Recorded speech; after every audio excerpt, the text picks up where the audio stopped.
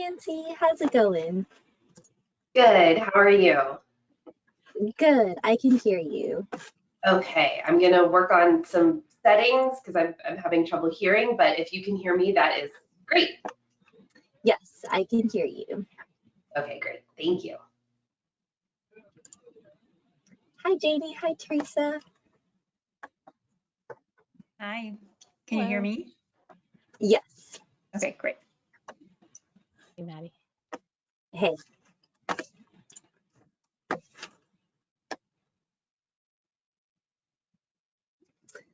Hi, Queen Quet. How are you? Ooh, I can't hear you.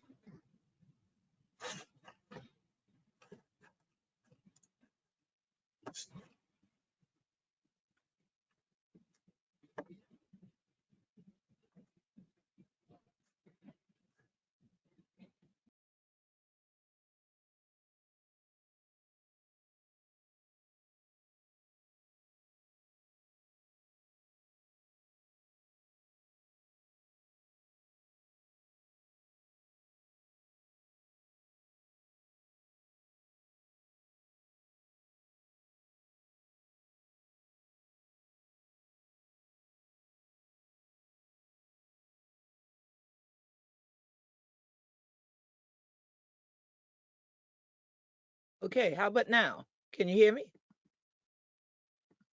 Yes, I can hear you. Okay.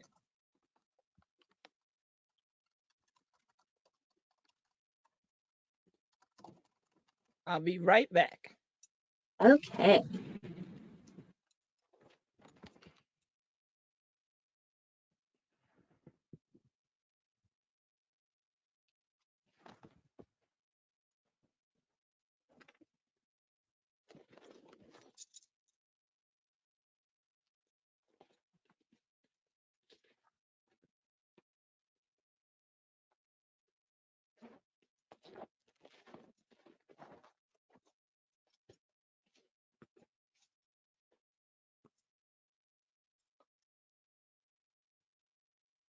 All right, everyone. So we're getting close to the start of the symposium. So if everyone but Janie Bavishi could please turn off their mic and camera, I would really appreciate it.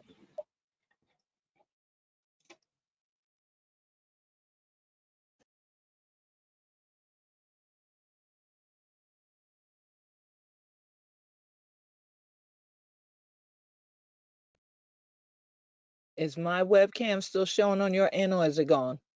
It is. So you need to click the green video icon Okay, and turn it off. All right, hang on a minute. The green video icon, let's see. On mine, I don't see the green video icon. Where are you? I'm on a Mac, I'm not on a PC. I'm on an Apple. Okay, great. Okay, no worries. All right. Thanks, Janie. Let's give it a couple minutes for people to join, and then we can get started. Sounds good.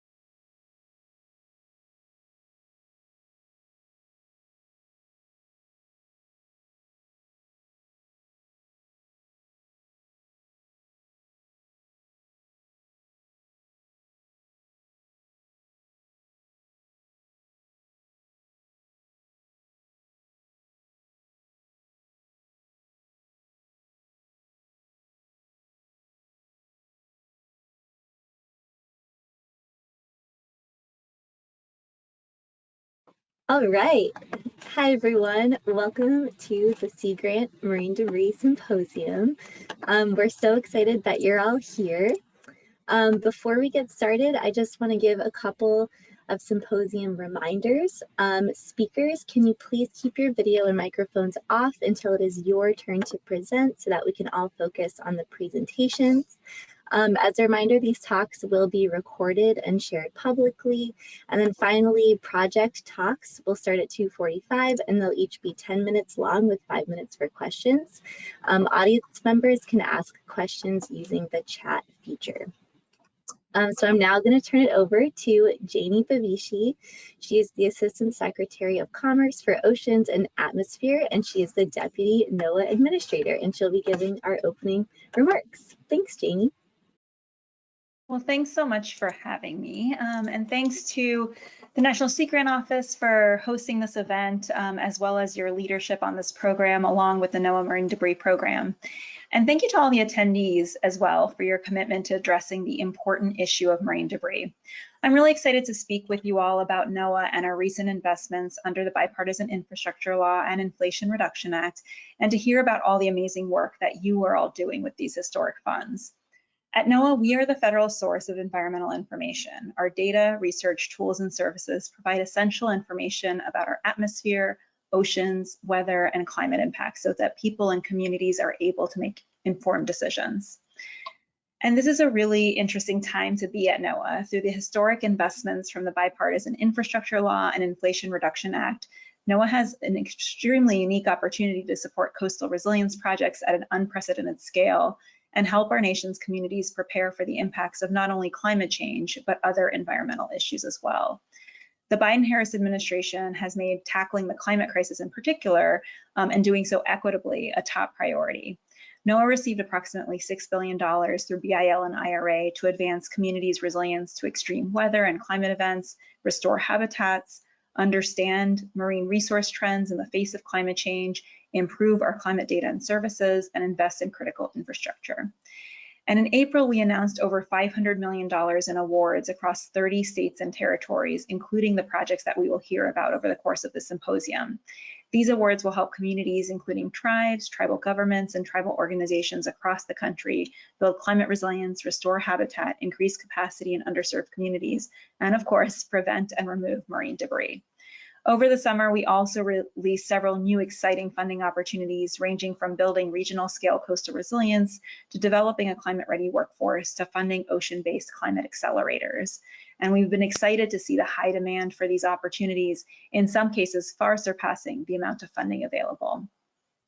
As these competitions move forward, we're also into our second round of bipartisan infrastructure law funding for habitat restoration, fish passage, strategies to address heat and drought, and of course, marine debris prevention and removal. We're also making sure that we prioritize equity in all our investments under the Bipartisan Infrastructure Law and Inflation Reduction Act. We want to make sure that the money reaches people and communities who are on the front lines of the impacts of climate change. From the communities we serve, we heard loud and clear that the lack of capacity at the local and regional scale is a major constraint in moving climate resilience activities forward. That shortfall includes a lack of people and resources for community engagement and expertise to develop solutions and to apply for federal funds. To help address this lack of capacity and to meet communities where they are, we're ensuring that our programs include funding for capacity development, particularly in underserved communities, in addition to funding the implementation of projects and programs. The Sea Grant Marine Debris Community Action Coalition's competition is an excellent example of this work. I'm really excited to hear from our partners at the symposium and to hear about all the great work that is happening to prevent and remove marine debris. And now I will turn it over to Jonathan Pennock, the Director of the National Sea Grant Office, to talk to you more about Sea Grant and the work they're doing on marine debris issues. Thank you so much, Janie, and I'll turn it over to Jonathan Pennock, the Director of the National Sea Grant Office, and take it away. Great, thanks, Maddie, and thanks, Janie, for your leadership and certainly the words in introducing the symposium here. It's really an exciting day and exciting next couple of weeks with the first virtual symposium. So welcome everybody. I wish I could see all of you in this environment, but I can't do that. What I want to try to do is just, I know all 29 of the projects that are going to be spoken about and the cranking up and getting started on now have Sea Grant involvement, and I'm really happy about that. What I want to do is, just for those of you who may only know Sea Grant through your local program or just been introduced through this first opportunity that we have here on the BIL marine debris, is just give a little bit of background on Sea Grant itself. And so, Matt, if you can go to the next slide, please. Sea Grant has been around for 66 years now. It almost seems like an eternity in the federal space. We have, for that entire time, had a mission that's listed on here to enhance the practical use and conservation of coastal marine and Great Lakes resources to create a sustainable economy and environment. And certainly the marine debris effort is very consistent with that. Next slide, please, Maddie. Sea Grant, the National Sea Grant College Program, is a federal-state partnership. So we have a national office that I run, and we just have about 25 federal employees in that office, relatively small in this grand scheme of NOAA and the Department of Commerce. We have 34 grant-based programs, so we can sometimes state-based programs in all the coastal states and Great Lakes states of the U.S., Guam, and Puerto Rico. And that's grown through time, but is stabilized out at about 34 now for the past decade or so. And that federal-state partnership is very much an important part of what we work there. We have 700 plus Sea Grant employees that are supported through the states and through the awards that are given as part of the National Sea Grant College Program. And really, the work gets done in the states. It gets done by our state programs. It gets done by all of you who are working with our Sea Grant programs to accomplish the good work that we do. Next slide, please. The organization of Sea Grant is one, as I mentioned, the National Sea Grant Office. That's our small federal element. The 34 grant-based programs that I just spoke about. We also have the National Sea Grant Advisory Board, which is up to 15 individuals who have great range of expertise and experience in marine Great Lakes science and education and extension. Those three elements are codified in our legislation.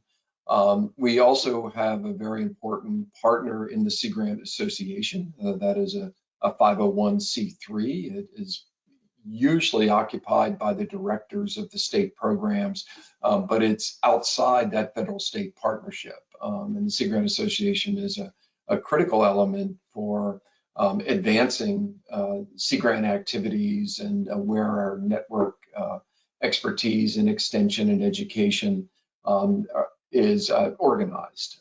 So that's who we are, what we do. The advisory board not only provides advice as to high priority programs, but is also responsible for helping to lead a very rigorous evaluation of our programs, and including work that's done through programs like these marine debris projects. Next slide, please, Matt. The Sea Grants model is one that grew out of the land grant system from 1865 and the other amendments and additions to that over the years. And it incorporates research, extension, and education. Research is pretty straightforward. Expand knowledge and answer critical questions that folks have, particularly about their communities and what's going on in the coastal zones, the ecosystems and such. Most of our research, I think most people would call a bit more on the applied side, but there is certainly Sea Grant work that is funded that over the years that has been very basic in nature and made seminal discoveries that are important to our management and working in our coastal environments. Extension is a core element of land grant and Sea Grant. That's where most of our 700 state-based folks are in the extension and to a somewhat lesser extent, the education programs. And the role of those extension agents is to share knowledge and make sure that discoveries that are made through university and private sector-based research are not only just applied papers that are generated, but actually that engagement is made through people, and it's place-based. It's down on the docks, it's out in the communities, out in the marshes and wetlands, and it's really making sure that science can be brought to bear on problems that affect everyday citizens in the U.S. And the businesses and communities that are such a critical part of our country and the coastal zone.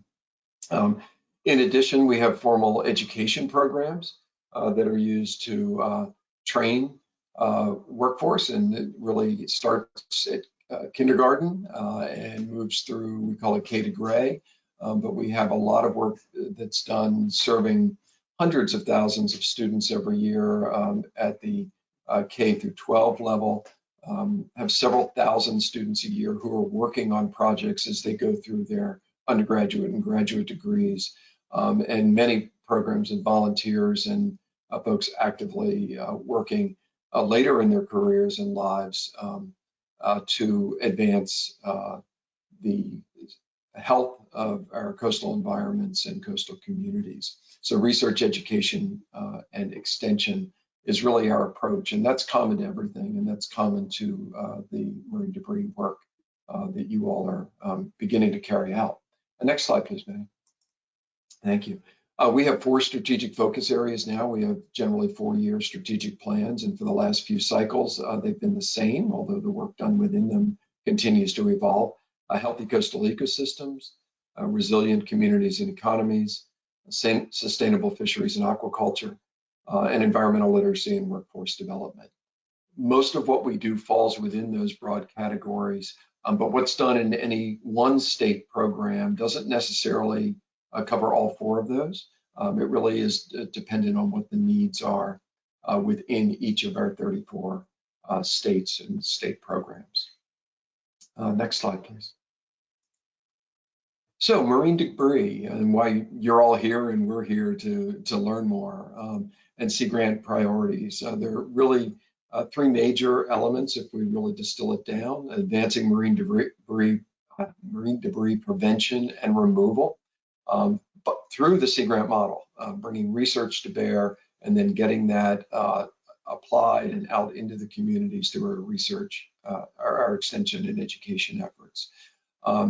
There is a focus, as there is with all of our Sea Grant work, on stakeholder needs and existing action plans in marine debris that we know already exist. And the approaches that we want to develop to help address those action plans are intended to be long-lasting in their impact, and really moving the needle significantly in how we approach the marine debris problem. And then we also are interested in bringing you all together and folks who can expand the topical area expertise and on the marine debris problem and building on existing efforts and extending those. A couple more slides here.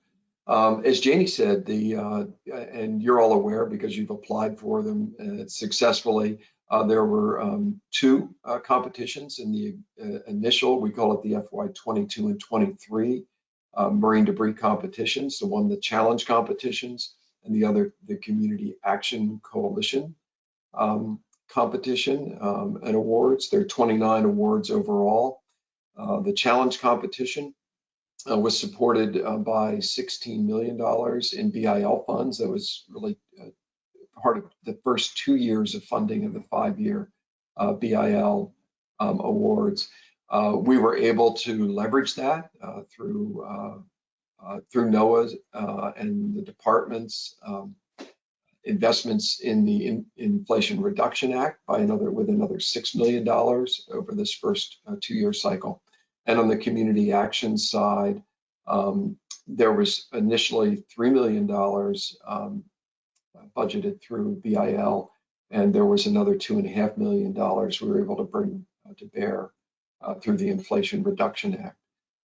We wouldn't have been able to do that without all of you coming in with phenomenal ideas and proposals. And we're very happy that we were able to leverage beyond the initial BIL dollars to leverage additional work. So that is what we're doing. There's a whole other side you'll hear in just a minute from the Marine Debris Program folks. But on the importance of the Sea Grant side is to really advance the way in which we might deal with marine debris. We obviously have to remove marine debris. We want to prevent marine debris from entering our watersheds and our coastal environments, Great Lakes environments.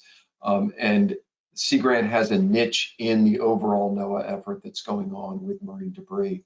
And this is my final slide. It's just, this is what we'll be hearing about over the next four partial days over the next 2 weeks. But it's at the highest level, the way in which the projects are broken down. So there's a significant amount of curriculum development and literacy work, workforce development, which is the blue on the upper right quadrant. If I run around clockwise, there are about 14% of the projects are focused on reduction of single-use plastics, about the same amount on debris interception technologies. How do we keep those materials from getting into our waterways? About the same amount on derelict fishing gear removal and techniques, improving techniques for that. 10% on trash removal, about 7% on microplastics specifically, and another nearly 14% on upcycling and recycling of marine debris. So you can go to the last slide, Maddie. And I just want to thank you again for participating, for your ideas, for the work you are doing and will continue to do on these awards. And I really very much look forward to learning more through this first symposium. So Maddie, I'll hand it back to you. I don't know if we have time for questions or not. I'll let you lead the way there. Thank you so much, John. I do not see any questions at the moment, but if anyone does have questions about the National Sea Grant Office, we are more than happy to answer them throughout the symposium. So we can keep on going. We can go to Nancy Wallace. Thank you, John. Yeah, thank you. Nancy Wallace is the director of the Marine Debris Program, and she will talk a bit about her office. Nancy, take it away.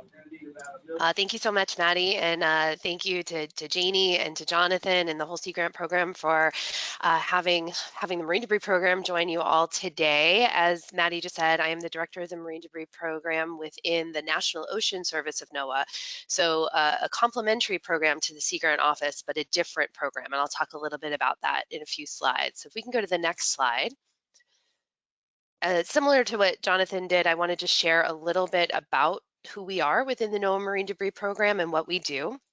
So we were established in 2006, so a little bit later than the Sea Grant program, but we were established by Congress as the federal lead for marine debris through the Marine Debris Act. We've been reauthorized in 2018 and then had some new additional mandates added in the Save Our Seas 2.0 Act, which was passed in December of 2020. So there's been a lot of really great legislation that's come around marine debris and has given us additional authorities and mandates for the program. Our vision is very ambitious, but it's that the global ocean and its coasts are free from the impacts of marine debris. And our mission is really to investigate and prevent the adverse impacts of marine debris. And our team works on that every single day. Next slide. So as I mentioned, we have these statutory authorities, and what we do is we take our legislative mandates and then we organize our program and our work, resources, capacity into these different program pillars. So we work on prevention activities, removal, research, monitoring and detection, response and coordination. And I could probably give a full presentation on each and every one of these pillars and about all the activities that we do under them, but that's not why we're here today. So I will just say if you're interested, I'd be happy to share more at a later time, but we can move on to the next slide, which is really why we are here today. So in addition to the funding that the Sea Grant Office received for marine debris activities, the Marine Debris Program also received or is allocated $150 million for marine debris assessment, prevention, mitigation, and removal. So that works out to be $30 million per year over 5 years. And if we can go to the next slide. We started in fiscal year 22 and 23, and we took that 2 years of the $30 million. So basically $60 million in the first round of funding. And similar to Sea Grant, we put out a notice of funding opportunity that had two main priorities. Our priorities were large marine debris removal, so things like abandoned and derelict vessels or derelict fishing gear, things that couldn't easily be removed by hand, as well as interception technology. That was the second priority. So looking at projects that would intercept trash or plastics debris before they end up in the marine environment or the Great Lakes. And so in that first round of funding, we were able to award 11 projects for large marine debris removal and 2 projects for interception technology. And the funding totals ended up being around close to $55 million in the bipartisan infrastructure law funding. But then similar to Sea Grant, we were able to leverage an additional $12.6 million in Inflation Reduction Act funding. And that was again because we had such strong proposals and it showed that there was such a need, and it exceeded our original amount of funding. So we're really excited. And these projects are just kind of kicking off. The field work should be starting soon on most of them. So as we have more information, hopefully we'll be able to share more with all the partners that are on to share more about the Sea Grant projects. We'll share more about this scope of projects as well. If we go to the next slide. This is a nice map. I know it's a little bit busy, but it does show just the geographic coverage of the projects that I just mentioned and gives you a little bit more detail about who the awardees are. So the projects that have the light blue dots and shading are the large marine debris removal projects with specific debris targets identified. The projects that have the darker blue dots are also marine debris removal awards, but they will have a sub-award competition. And so we have 2 national level projects, one that's going to be focusing on derelict fishing gear and one on abandoned and derelict vessels. And we don't know exactly which projects will have the sub-awards. So there could be certainly a lot more geographic coverage that comes over the next year or so. And then we also have some regional projects like the Gulf of Mexico Alliance will be doing some targeted debris work as well as debris removal competition. And then in Alaska, similarly, some clearly identified targets and work to begin with, but then there will be a larger competition. And then the projects in orange are our 2 interception technology projects. One is going to be in Florida and one in Southern California. Next slide. We also have been able, with the bipartisan infrastructure law funding, to support another project through the National Fish and Wildlife Foundation. This is the marine debris removal in the Papahana-Aumakuakea Marine National Monument in the northwestern Hawaiian Islands. This is a really exciting project because we've been able to provide about $5.8 million that will be used over 5 years, and it's being matched and leveraged by a private donor of dollar for dollar. So looking at about a $12 million total investment for these projects. And this is large scale marine debris removal. You can see here in this picture, like a lot of derelict fishing nets are being removed from this very remote, very pristine, important area. And so far in the missions that have already been conducted, 318,000 pounds have already been removed. And really interestingly, in this last mission, the team was able to free 7 green sea turtles that were also entangled.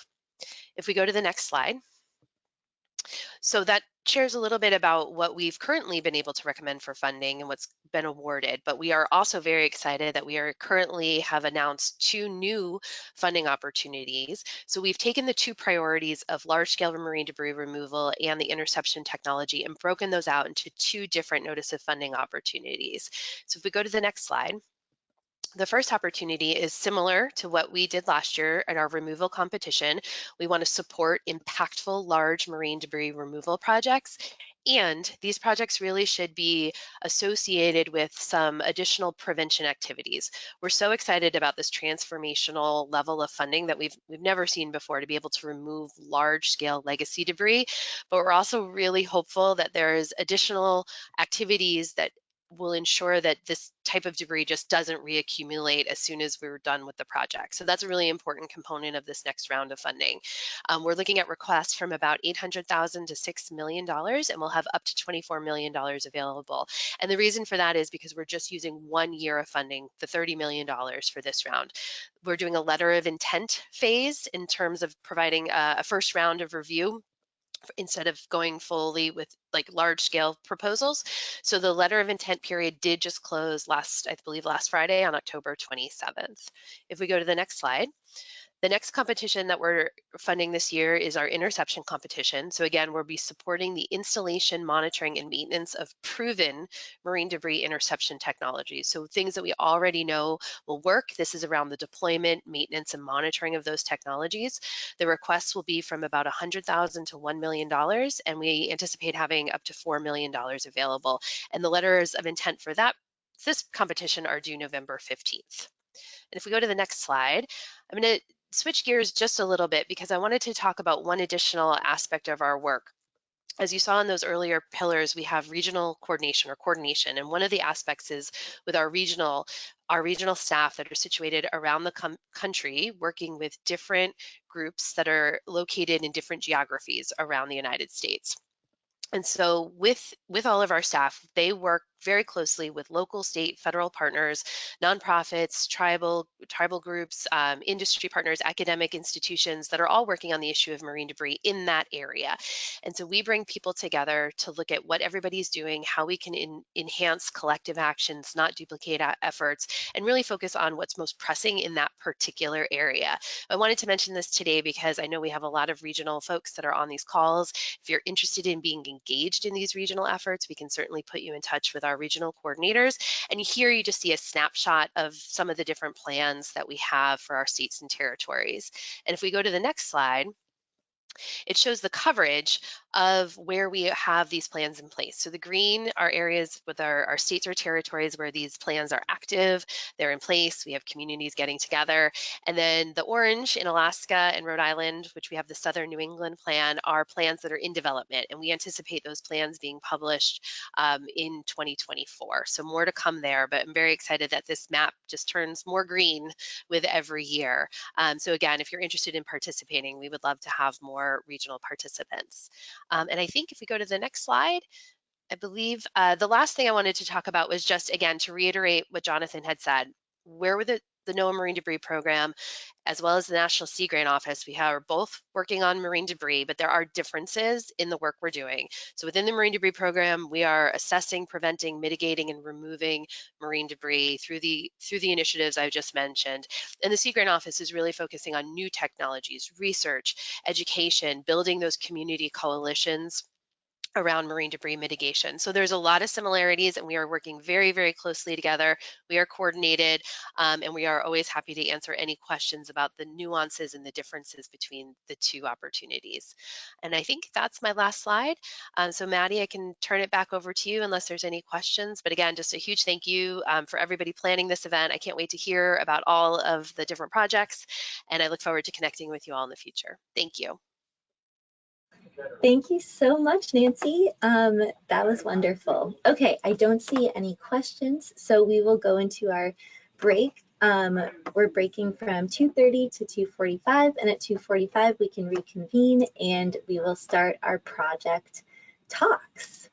In the meantime, I'm just going to leave this slide up to advertise our upcoming Sea Grant Marine Debris funding opportunities. If you have any questions about those, feel free to put them in the chat, or yes, put them in the chat and we can talk later. All right, see you in 15 minutes.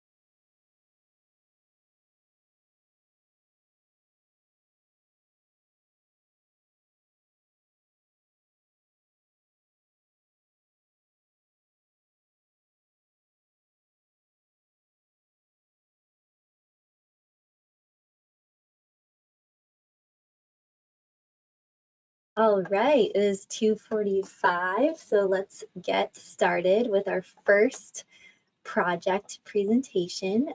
This is the Gullah Geechee Create project, and it will be presented by Matt Gorstein and Queen Quet. If you two could please turn on your microphones and your videos so that everyone can see you. Hi guys, great. And again, if anyone has any questions, feel free to ask using the questions box in the little panel. I think on some computers it shows up as a question mark. All right, take it away.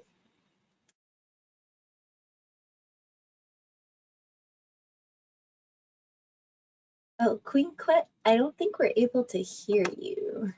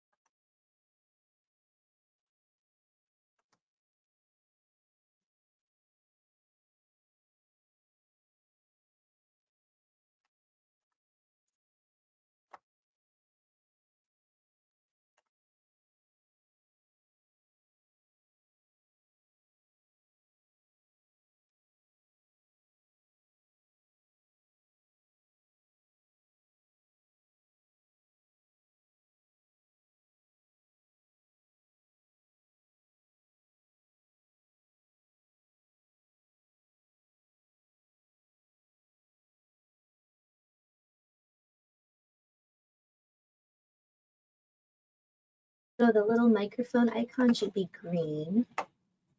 Oh no. All right, Matt, do you want to try speaking? Yeah, hey, can you hear me? Yes, I can hear you. Okay.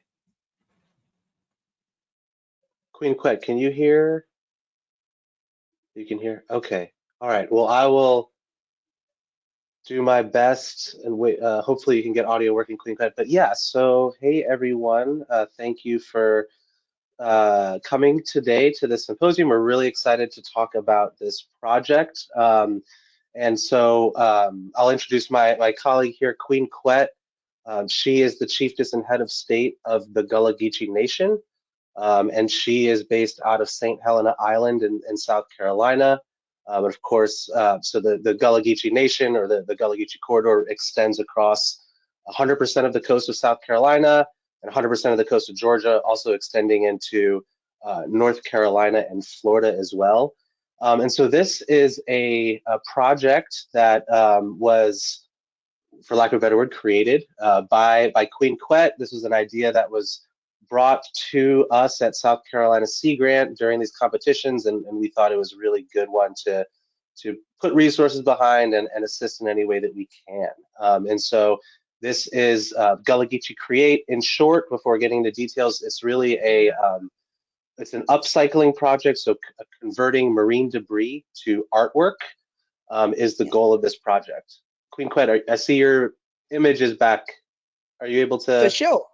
After I done Okay, take my I hear you. control thing back, I got them. See, when they did them at the National Sea Grant Office, it shut off everything. When I had them myself, everything been good. So you can you hear me now, ain't it? I can hear you. Yeah. Yeah. Okay then. So glad for Deya. Thank you, Matt, for catching the ball as we pitched it over the fence to you real quick on this matter. And so I'm so glad for Deya from the Gullah Geechee Nation, working with South Carolina Sea Grant as we've been doing for over 20 years now, actually. And it's a wonderful opportunity to work on this project in particular, where we are doing coastal removal, engaging artists through environmental cleanups is the name of our project. So Gullah Geechee Create.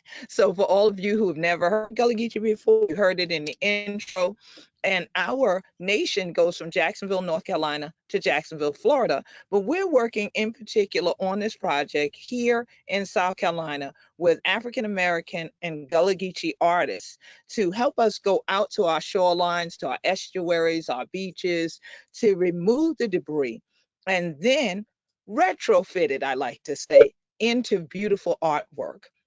Our plan is to have multiple showcases with these artists throughout our South Carolina Low Country, where people will be able to not only come and engage with the artists, but also learn more about the work that Sea Grant does and why this project was critical to not only the water safety and water health and water quality in our region, but also to the Gullah Geechee community. Because in our community, seafood is one of our major staples, and sea work is a major tradition for us. So I always say the water to bring we, the water going to take we back, but we did the water and the water to we, and the land of we, and we did the land to sea. And so what we do on land always impacts water. And we realize whatever happens to the water affects us and our human health and safety. And so when I saw this alert on Instagram to say Sea Grant was looking for ideas about marine debris removal, I quickly wrote to Matt and Rose and said, I have an idea, because I've done a lot of work at the United Nations and seen some beautiful artwork created from what others might say is somebody's junk that turns into a beautiful artistic treasure. So I thought this would be great for us to do this and then engage people in these artist showcases to also educate them about environmental protection and environmental sustainability, especially on the Sea Islands. So my partner over here, Matt, that's in my little Brady Bunch box with me, will go ahead and show you a little bit more about what we're doing in this project. And I'm very happy that already we've had 3 cleanups here on historic St. Helena Island, and we have many more engagements set to work with the youth in our local schools and to work with many of our other environmental partners throughout the region, including those from Sea Grant and NOAA. So it's wonderful to get out here and do this work together and create something new that'll be impactful for our entire environment, we hope, for generations to come. Right, Matt? We ready? Yes, awesome. Thank you, Queen Quet. And I guess, Madison, we can go to the next slide. All right, I just wanted to highlight the other partners that are also involved in this project. And so we just heard from Queen Quet from the Gullah Geechee Nation, but we are also partnering. On the left, you'll see the logo for the Gullah Preservation Society. We're partnering with Zenobia Harper, is the person that's representing that organization. She is an artist herself. And then we're also partnering with Marilyn Hemingway, who is the CEO and president of the Gullah Geechee Chamber of Commerce and the Gullah Geechee Chamber Foundation. And so these 3 groups and us at Sea Grant are the ones that are pushing this effort forward in South Carolina. Next slide. Okay, and so Queen Quet gave y'all the acronym. So CREATE stands for Coastal Removal Engaging Artists Through Environmental Cleanups. The basic general steps are outlined on this slide. And so we want to do community cleanups. We want to work with organizations that are already doing community cleanups. And we want to get this material into centralized pickup locations for artists. Of course, we don't want any hazardous material, dangerous material involved. And then the artists can select the material that they would like to use in their artwork, spend some time developing their creations and their pieces of art. And then we have plans to host showcases, so art and education showcases really in 2025 and 2026. So years 2 and 3 of the project. And this is going to be done to enhance the visibility of artists' work and also to educate the public on marine debris challenges and solutions and work that's being done to alleviate those challenges. Next slide. So progress to date. So we've spent some time having conversations with folks that have done these types of projects in the past. So specifically, we've had conversations with people in Oregon, people in Massachusetts, and then others in Hawaii that have done these kind of marine debris to artwork conversion projects and exhibitions and things like that. The second one is now should be updated. So 3 cleanups have been hosted on St. Helena Island to date. There was just one this past weekend hosted by Queen Quet. We have partners for storage locations and we're working on more. This is kind of a way we want to be spread across the coast with these storage locations to make it easier for artists that might be in the Georgetown area, Myrtle Beach area, the Charleston area, and the Beaufort, St. Helena, Bluffton area to make locations that are kind of geographically close enough for people to get to and not just have it in one spot. We've also done some initial artist engagement, and we can go to the next slide to unpack that. We developed a flyer and an interest survey, and we got 38 responses to that interest survey. And we asked, it was a very short one. We were asking basic questions on, you know, how do you classify yourself as an artist, emerging or established, kind of where you work out of. And we hosted, on October 9th, we had 2 virtual information sessions. 10 of the artists attended. They were very engaged, asked great questions. They're ready to go. And so we, in particular, were interested in cultivating these opportunities for emerging artists.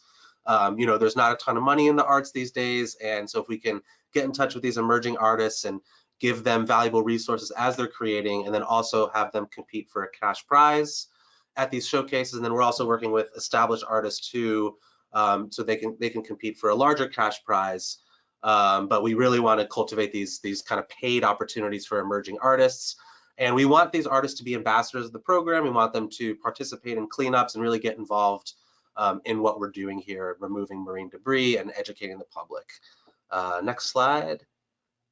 I believe, yeah, so this final wrap things up. So next steps for us are to solidify storage location logistics, organize cleanup events, collaborate with hosts of other events. And we also are seeking to establish kind of a network of marine debris, quote unquote, donations, so that other organizations that are conducting cleanup events can know about our efforts, work with us to move those material to the artist pickup locations, just to expand our available material, and then of course to communicate with artists when marine debris material is available. So these are near-term next steps. Of course, we've got the showcases to plan, more cleanups to do, but this is kind of where we are in the process so far. And I think we're about at time, so I will stop now.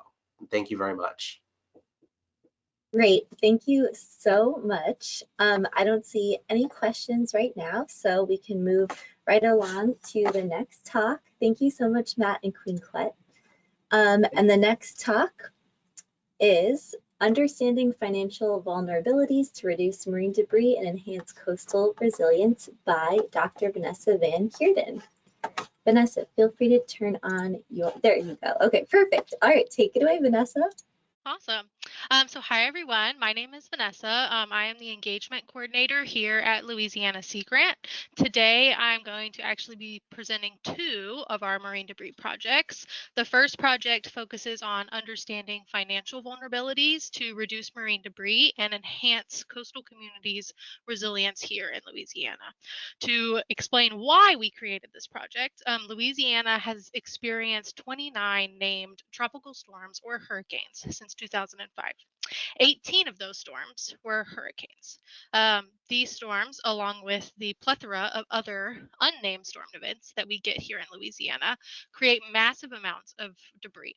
Hurricane Ida, which happened in 2021, alone created over 10 million cubic meters of marine debris. To compare that to something is that the Empire State Building has a volume of 1 million cubic meters, which means that the debris associated with Ida was the exact same size as 10 Empire State Buildings. And if you know anything about coastal Louisiana's landscape, it is completely intermixed of land and water, which means that any and almost all debris that is created from these storms will ultimately end up in a water body.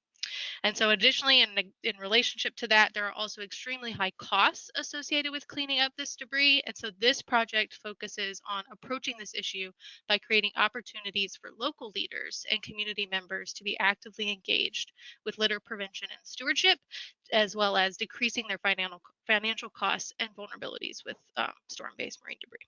So next slide, please. So our project has 3 objectives. The first is to improve a financial simulation model that was created by Dr. Matt Fannin in the LSU Ag Center. Once it is improved, this tool will actually be used to provide training to local municipalities within coastal Louisiana to better understand their financial vulnerability to marine debris, especially with large storms such as hurricanes. Our second objective is to leverage some of the existing youth programs that we have here at Sea Grant that in order to educate younger audiences on the impacts of marine debris, as well as promote litter stewardship through the cleanups in their own communities. And our third objective is to work with our community partners to leverage and enhance pre-existing litter events by creating fact sheets, outreach materials, and providing funds to promote stewardship behaviors in their communities. And so the overarching goal of our project is really to increase just community level understanding of the impacts of storm related marine debris, as well as allow us to work towards preventing future marine debris accumulation from all of the many of storms that we have in Louisiana. Next slide, please. So the first thing I would like to do is introduce you all to the financial simulation tool. Dr. Fannin first developed this tool to assist local government officials in planning for the financial costs affiliated with the debris from future tropical natural disasters. It includes simulations for multiple storm sizes and models the cost scenarios based on two options, either outsourcing the debris cleanup to a third party or using one's own local government resources. And the goal of the tool is to provide a long-term perspective on the implications of removing storm-driven debris on the financial and economic health of the local governments. He used this tool and piloted it a couple years ago, and he found that with a lot of our municipalities in the coastal zone, they're really small. We have our population is relatively sparse in the coastal zone, and so they did not actually have the staffing capacity or understanding of all the detailed financial information to be able to use that tool accurately. And so that's why he wanted to do this project, because it is currently underutilized. And so that's why we are bringing it into here. So if you could go to the next slide, please. So our first goal is to improve it by increasing the user friendliness and to actually provide technical support. So currently, as I said, they have to include a lot of different variables to get the tool to work. And so with this project, Dr. Fannin will have graduate students that will work with him and with data that's already available to decrease the number of variables that municipalities will need to put into the model. And it will actually only be two variables that they need, which is their municipality name and the storm severity that they're trying to model. And so once the tool has been updated, Dr. Fannin and his other team will assist these municipalities in using the tool, and they will teach them how to use it and educate them on the cost savings associated with doing proactive litter cleanups prior to storms. Next slide, please. So then for our objective 2, our youth education, we will leverage these 3 existing Sea Grant education programs. Marsh Dogs is a summer camp for high school students that was developed to bring awareness to local environmental issues impacting their communities. It happens in May every single year. Adopt a Pond and Adopt a Park both engage middle and high school students and provide lessons on water quality. And Adopt a Park also they work with their local government to research water quality and retention ponds in that parish. And Adopt a Park, they do trail walks to learn about local wildlife, plants, culture, and history. Both of these programs conduct a teacher professional development day during the summer, and then their student events take place between December and March.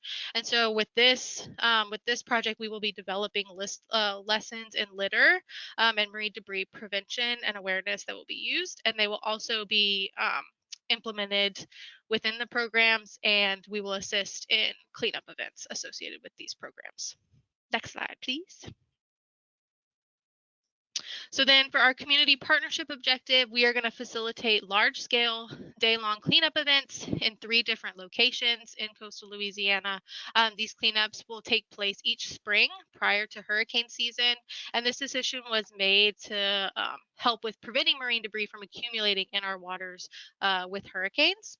And so for these events, we will provide food and refreshments, dumpsters, and landfill fees, and the supplies of the cleanups. 2 of our community partners already have cleanup events established, which includes the Bayou Lafourche cleanup and the Storm Sweep and Storm Aware Prepare. And so the Bayou Lafourche cleanup, as you can see, is the southernmost cleanup that we have in that map, and Lake Pontchartrain is the northernmost.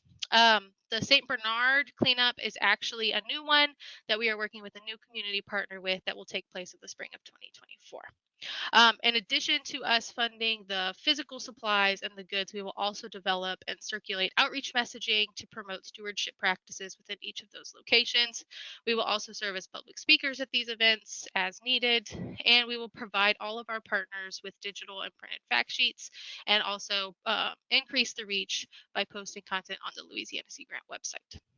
Next slide, please. So from this project, we hope that community members and municipalities will identify our team and our partners as knowledgeable in the space of litter, community resilience, and financial planning for storms, and that they feel supported in their communities by the work that we're doing so that it leads to future partnerships and further cleaning up of debris. The cleanups and the lessons that we create will facilitate visible short-term benefits in each location. And also by including these educational and outreach materials, we may create positive long-term changes in people's behaviors and attitudes about litter prevention and stewardship. And finally, the financial trainings will enhance underrepresented municipalities on the cost of litter by learning their financial capacity to deal with it, and how they can best prepare themselves for the future with all of our current and future storms that we will have. So next slide, please. So our funding just got to us about 2 weeks ago, and so this is what we plan to do over the next few weeks. Our next steps include hiring the graduate students to update and improve that vulnerability model. We are also currently developing lessons and outreach materials for our marine debris and litter prevention. And finally, we are going to begin planning for the spring's cleanups events and all of our educational programming. So if you could go to the next slide, please. So I just want to say thank you very much, and I'll take any question. Thanks, Vanessa. That was so great. I am not seeing questions at the moment, so we could launch into your next presentation and then see if any pop up in the meantime. Sounds good. Okay, great. Let's go to the next one. And if anyone has questions for Vanessa on either of her two projects, please feel free to put them in the chat box.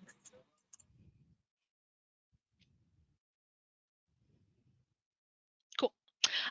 So in case anybody new has joined, my name is Vanessa, and I am the engagement coordinator at Louisiana Sea Grant. And so this is one of our two projects that we have, and it's called Consider Litter.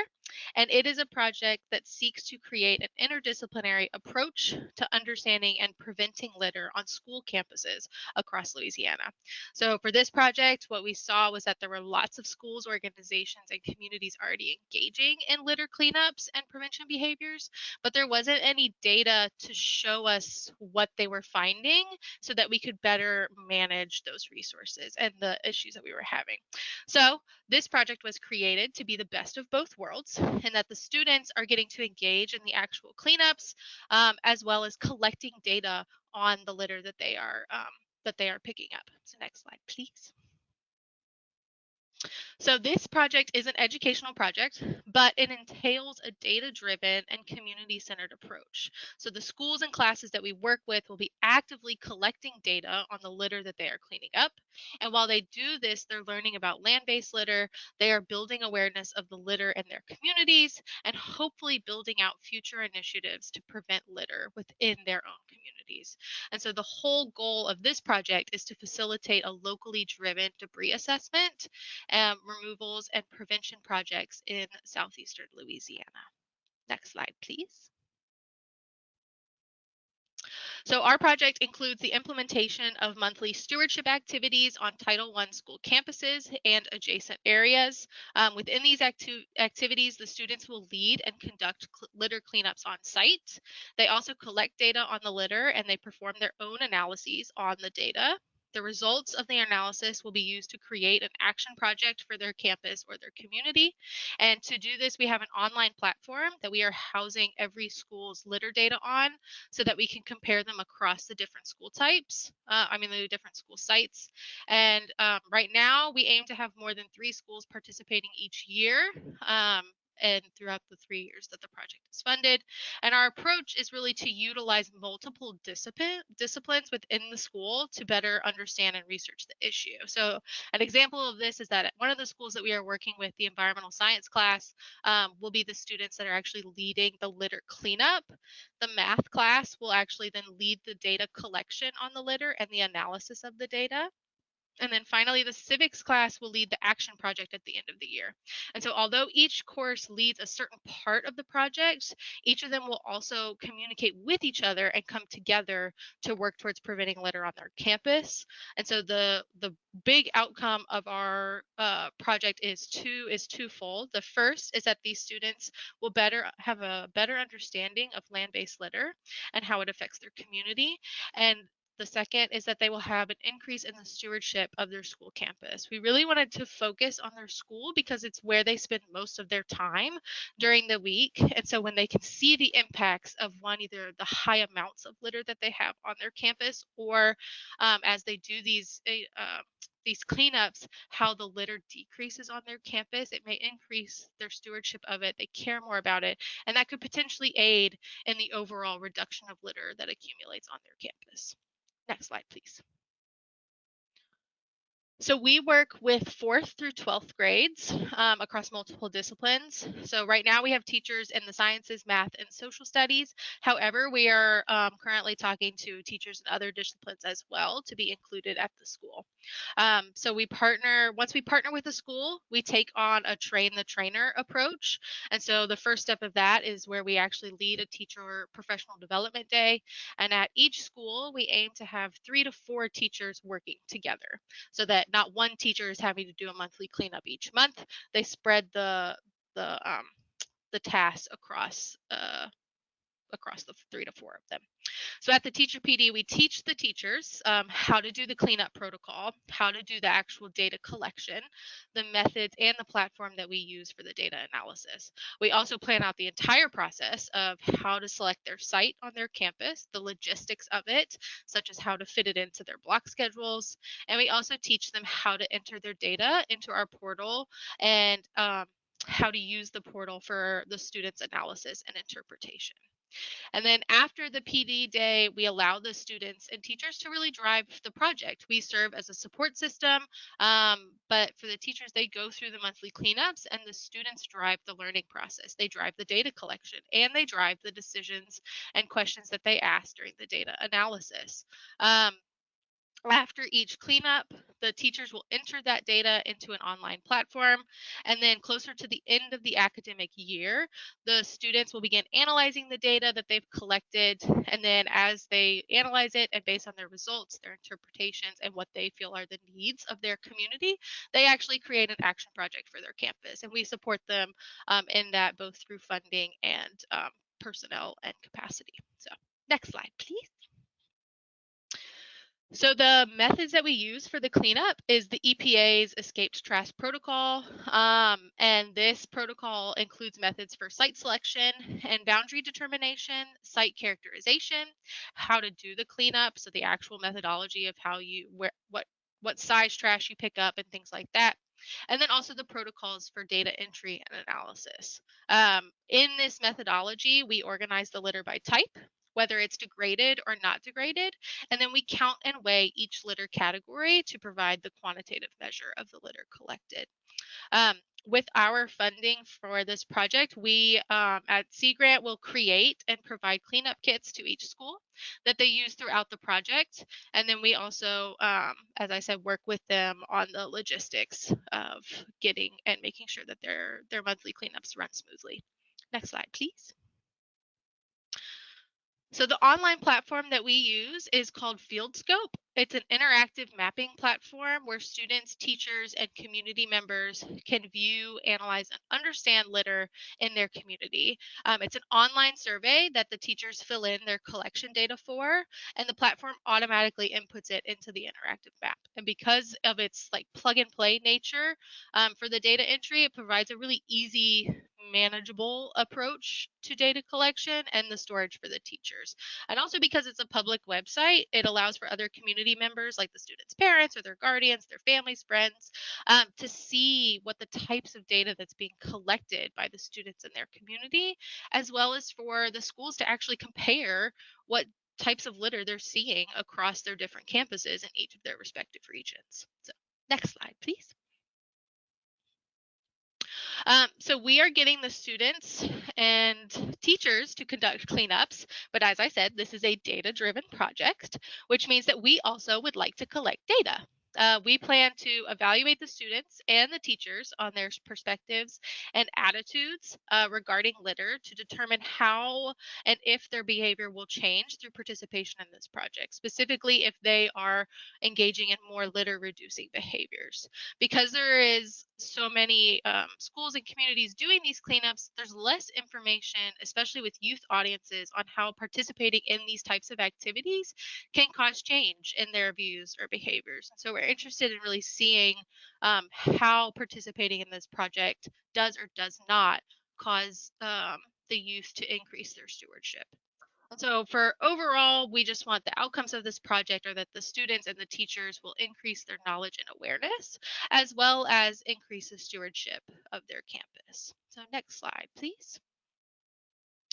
So currently we have 2 schools that we are already working with another school interested. Next week, we will be conducting 2 teacher development days, 1 at each school. There will be a total of 8 teachers in attendance. And then our first school litter cleanup will be November 9th. This is the high school that is using that interdisciplinary approach of the environmental sciences, math, and civics. And we will be meeting our 3rd school to discuss this project next week, and are currently recruiting 2 other schools to participate and hope to get their projects underway by the new year. And so on terms of those of us at Sea Grant, all of our cleanup kits are ready to rock and roll, and FieldScope is active and ready for data entry. So now all we have to do is pick up some trash. Next slide, please. Thank you. Any questions? All right, thank you so much, Vanessa. That was great. All right, let's see what questions we have.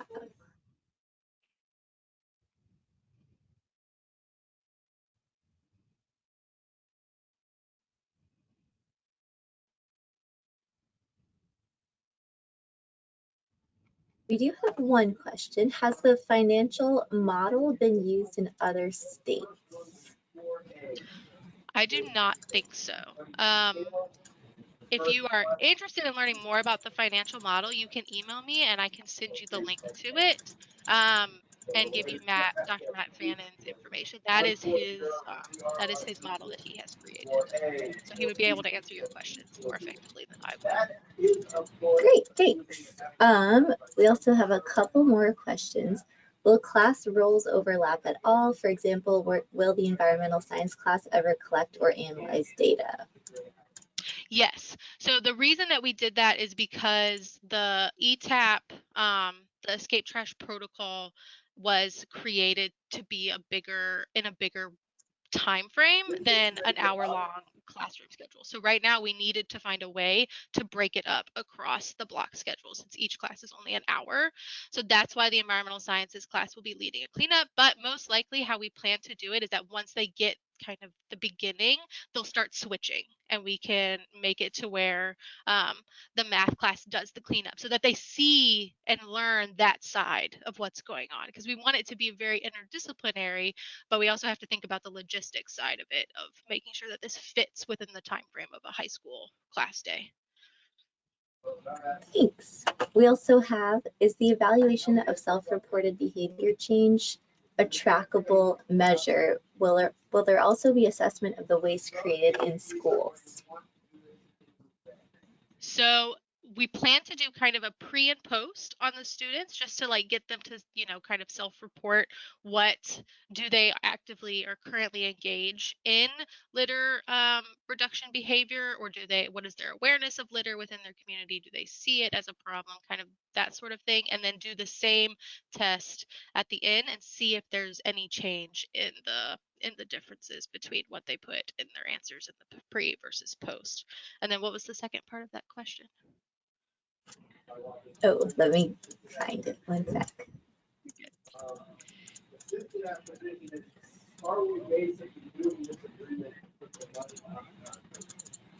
You've got so many questions. Oh my goodness.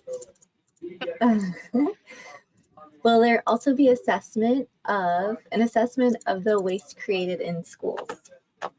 Yeah, so that is do you mean like the data that's collected within the litter projects? If so, yes, basically all of the data that they're collecting, we will also be looking at and using to kind of better understand how litter is being created in these systems, as well as how it varies regionally. Is there a trend that we see across different spaces, and what that means for how we can do better um, as stewards in those systems. Thanks, Vanessa. All right, last question. How did you choose ETAP and field scope among all the options?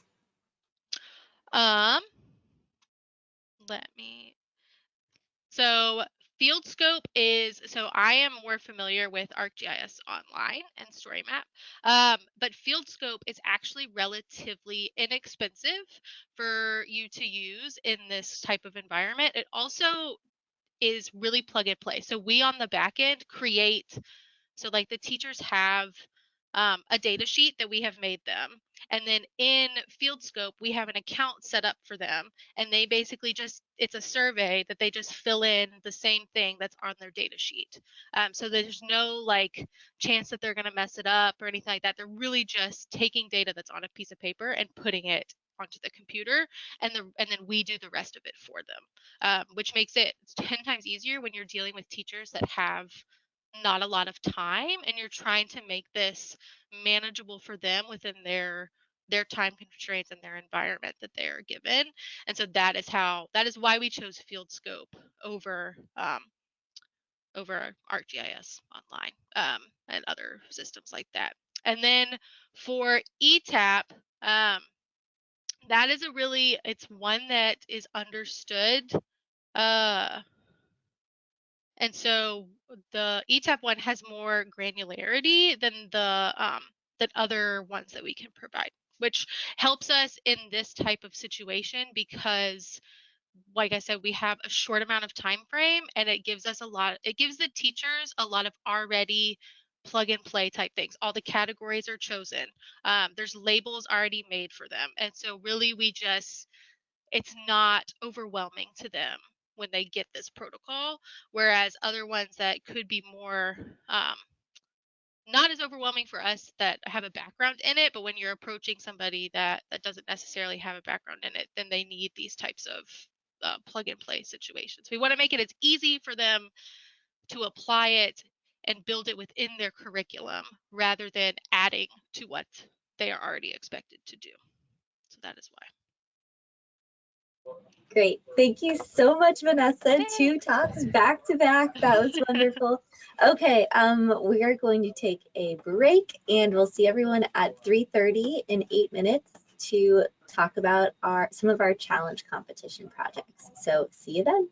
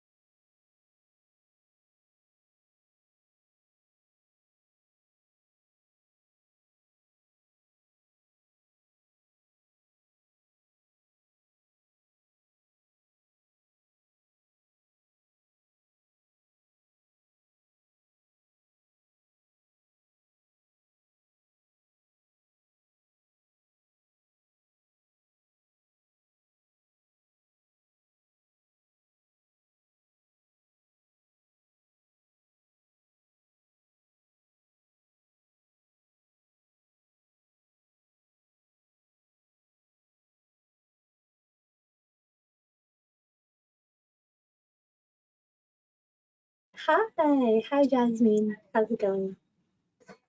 All right, great. I'm so glad you're here. So it's 3:30. Let's get back into it. So I forgot to mention that we were just hearing from our Community Action Coalition competition projects. So we're actually switching now to our challenge competition projects. And the first project that we'll be hearing from is called Commercially Scalable End-of-Life Solutions for Agriculture Field Plastic Films Used in Watersheds Draining to National Marine Sanctuaries. And I will turn it to Jasmine to take it away.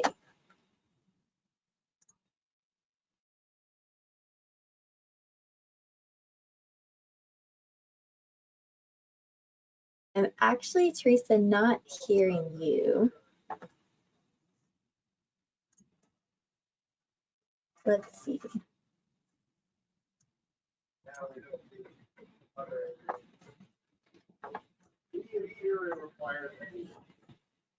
You're unmuted. Oh. Is Saint Jasmine go? Is that what? Maybe I'll get us started. Go for it. It sounds. Oh, she said she got it. Okay. I'll mute myself.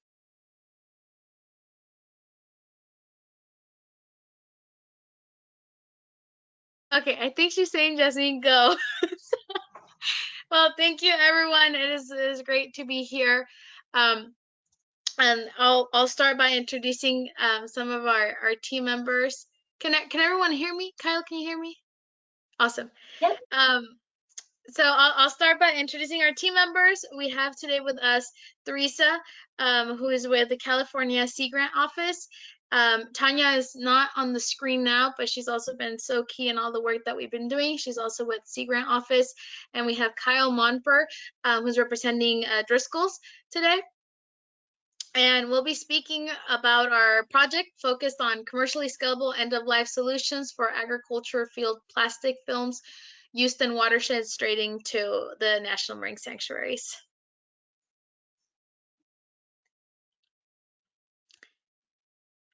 And really, you know, a lot of this is really important for us. The work that this grant is covering is really important because it really focuses on one of the biggest challenges that we face within the Monterey area, the Oxnard area, Santa Maria area, and that's with agricultural plastic that's used along California's central coast.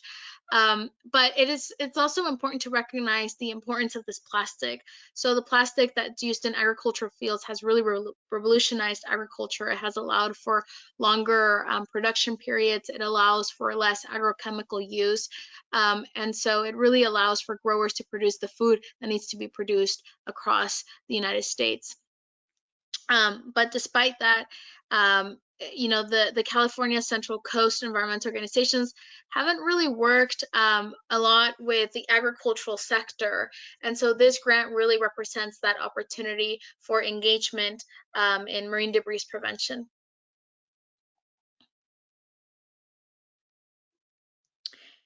And for the past 30 years, we're going to zoom in a little bit closer into the Monterey Bay National Marine Sanctuary, because through this sanctuary, we have been able to work closely with agricultural stakeholders. And it's been through the Agriculture Water Quality Alliance. So across the different sanctuaries, the only sanctuary that has had a water quality program and an agricultural stakeholder program has been the Monterey Bay National Marine Sanctuary. Now the new proposed Chumash Heritage National Marine Sanctuary will probably also have another water quality program. But through this partnership, we've been able to work in collaboration with agricultural stakeholders. And really, it comes down to one main topic, that all of the water that passes through these watersheds drains out into the sanctuary. And so as we work with the agricultural stakeholders, we did an assessment in 2019 that looked at agricultural plastic used in the watersheds. And so, oh, I see that Teresa might be back. And so we were able to assess the amount of plastic that was used, and we're really able to know that, or capture through our bank assessment, that there's a high amount of plastic that escapes from the agricultural fields and drains out into the sanctuaries. And just to put it into perspective, in 2023, there was about 41,000 acres of strawberries planted across California. So from an economic perspective, this is really important. It produces, California produces about 90% of the strawberries produced in the United States. And so we like to work collaboratively to look at end-of-life solutions.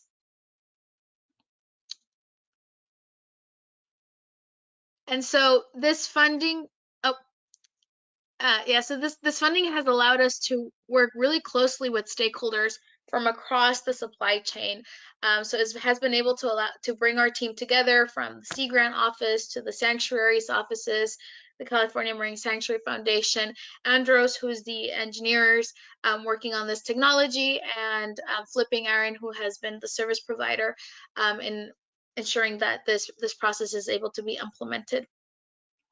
So working together, we're working to advance the technology and practices, but also very important, being able to transfer that knowledge so that we can improve the recycling practices and reduce waste. And our end goal is to also reduce marine debris pollution.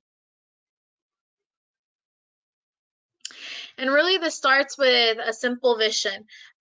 There's mulch film, and just for clarification, when we say mulch film, that's referring to this, I don't know if you could see my mouse, but it's referring to the black film used on top, in this case on strawberries, although it's also used in other agricultural crops.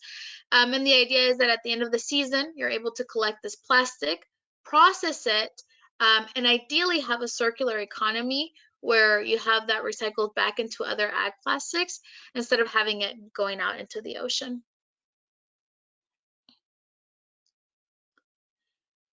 And so the breakdown of this project, so the main goal is to establish a processing line that allows for the contamination to go down so that the plastic can be recycled. And so this we have broken down in sort of 6 different areas. One is we do trials. So we go out and we apply the mulch in the agricultural films using different techniques and different plastics. So we try to see which plastic works best with the technology, and also ensure that the technology works good with all the different plastics. And then there's a research and design component to this. So we work really closely again with Andros, who's the engineering firm, and with Flipping Iron in developing the technology and finalizing it. And then we do what we call our proof of concept, which is that at the end, when the plastic gets retrieved mechanically, we go out and do soil surveys to see the amount of plastic that was left behind. And then we're also doing an economic analysis. So we're working with Washington State University to look at how effective the cost, basically cost analysis, to see how we can implement this technology the best ways possible for both larger growers and smaller growers. And then as we're doing this, we're also engaging our stakeholders. So as we mentioned, we're collaborating with Driscoll's, but we're also collaborating with Nature Ripe, Cal Giant, Good Farms, as well as with small organic growers through ALBA. And then at the end, we're also, not only are we doing outreach events, but we're also doing a monitoring, we're monitoring the effectiveness of our outreach. So we're working with a communication specialist to ensure that our efforts in communications are successful. And if there's any gaps that we need to fill, then we can modify for that. At this point, I'll pass it over to Kyle, who will speak a little bit more about the technology. Jasmine, can you hear me all right? Great. So taking a step back, I'll say that one of the reasons why this project is so big and important for us is that it has historically been thought that recycling mulch film was not possible. We have a lot of success with recycling other agricultural films, but because of how dirty the material is when it comes out of the field, because it's a low-grade plastic, folks thought this would never happen. And companies have tried to come in and work with this and offered solutions. Like you can see in that bottom right picture there, this pile of 2 to 3 million pounds of plastic that was collected by a recycling company that thought they were going to do this, and they tried and they failed. And the reason why this is working now is that for the first time ever, we are thinking about mulch film recycling in a very holistic way. To steal something that Theron Smith, the CEO of Flipping Iron, always says to me is, just as a strawberry grower thinks about the quality of the berry from the day that the plant goes into the ground to the time that it reaches the consumer's mouth, we have to think about mulch film as a commodity, as a product that has value rather than as trash. And so the whole point of this project for us is developing those best management practices that Jasmine is talking about. What are the key intervention steps that we can implement from point A to Z throughout the process that's going to allow us to facilitate creating a product, right? And so what that really looks like to us is, again, those best management practices in the field. Then also really key component is actually being able to put some capital injection into developing, researching and designing the processing machinery like you see there in the top right picture.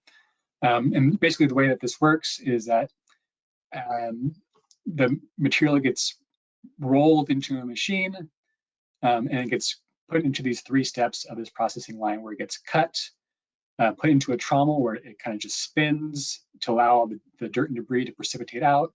And that's a really key step because historically folks have always tried to actually use water to wash the material, which one is a challenge in our drought-stricken California, but also creates an effluent that you have to deal with. So this dry processing is really important. And then it just goes up into a baler where it gets condensed so it can get shipped off to recyclers being sold on the open recycling market. There's going to be a video here where you can just go one step further. Awesome. I think it's back to you, Jasmine. Yeah, so as Kyle highlighted, one of the really key steps of this technology is that it reduces the contamination of that comes with the mulch when it gets pulled out from the fields. And so when it's pulled out mechanically, you'll end up with these rolls. And then as it goes through that processing line that Kyle just described, you have a lot of this contamination fall out. And that allows for that end product to be about 50 to 80% less contamination and increases the plastic yield. And that really helps in being able to recycle it. Otherwise, the plastic would not be recyclable. I also want to quickly address that I know sometimes there's concerns about recycling. In this particular kind of plastic, it's a homogeneous feedstock, so you don't have to be separating different plastic types because all the plastic collected is the same type. And so with this, we want to be able to, one, make the plastic recyclable, and we see this as a strategy to prevent marine debris. And in our efforts to increase adoption, we look at each of the factors separately. So we look at each of the challenges and try to remove those barriers so that more growers are able to participate in this type of efforts and are able to recycle it. And then we've also, again, we're incorporating an economic analysis and working with both the larger growers and smaller growers in an effort to really have this be commercially scalable, but then also working with the engineers to have them patent their technology so that the technology is out in the market and can be adopted by other stakeholders. Sort of for those that are not within the, we could go back to the previous slide. For those that are not within the plastic culture world, this is actually globally leading technology. And part of that is because of what Kyle mentioned, that it's a dry system, so it does not require water. And so you're able to successfully recycle the plastic.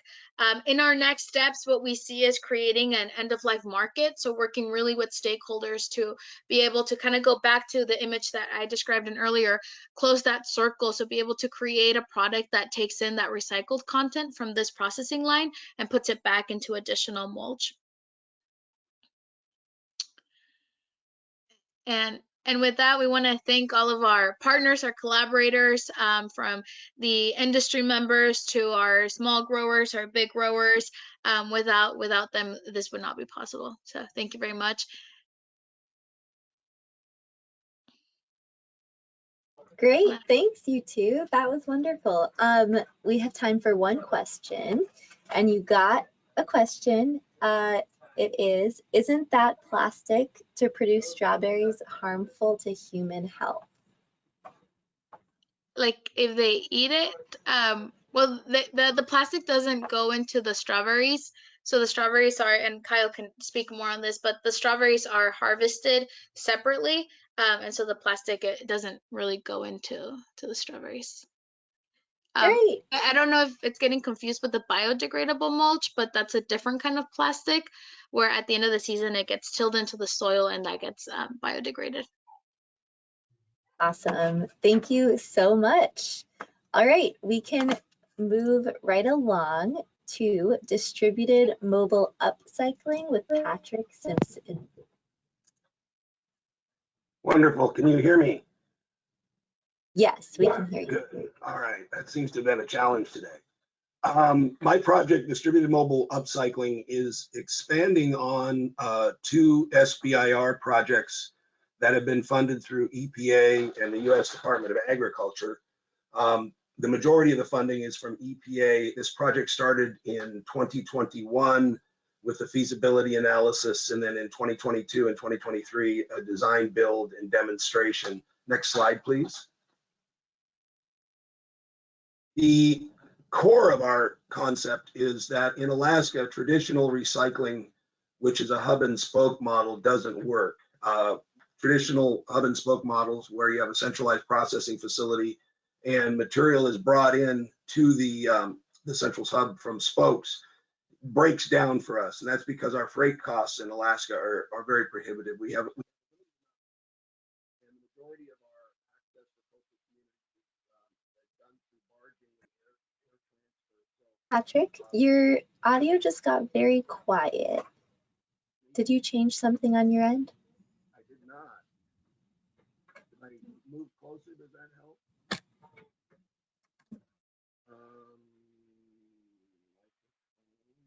No? Huh.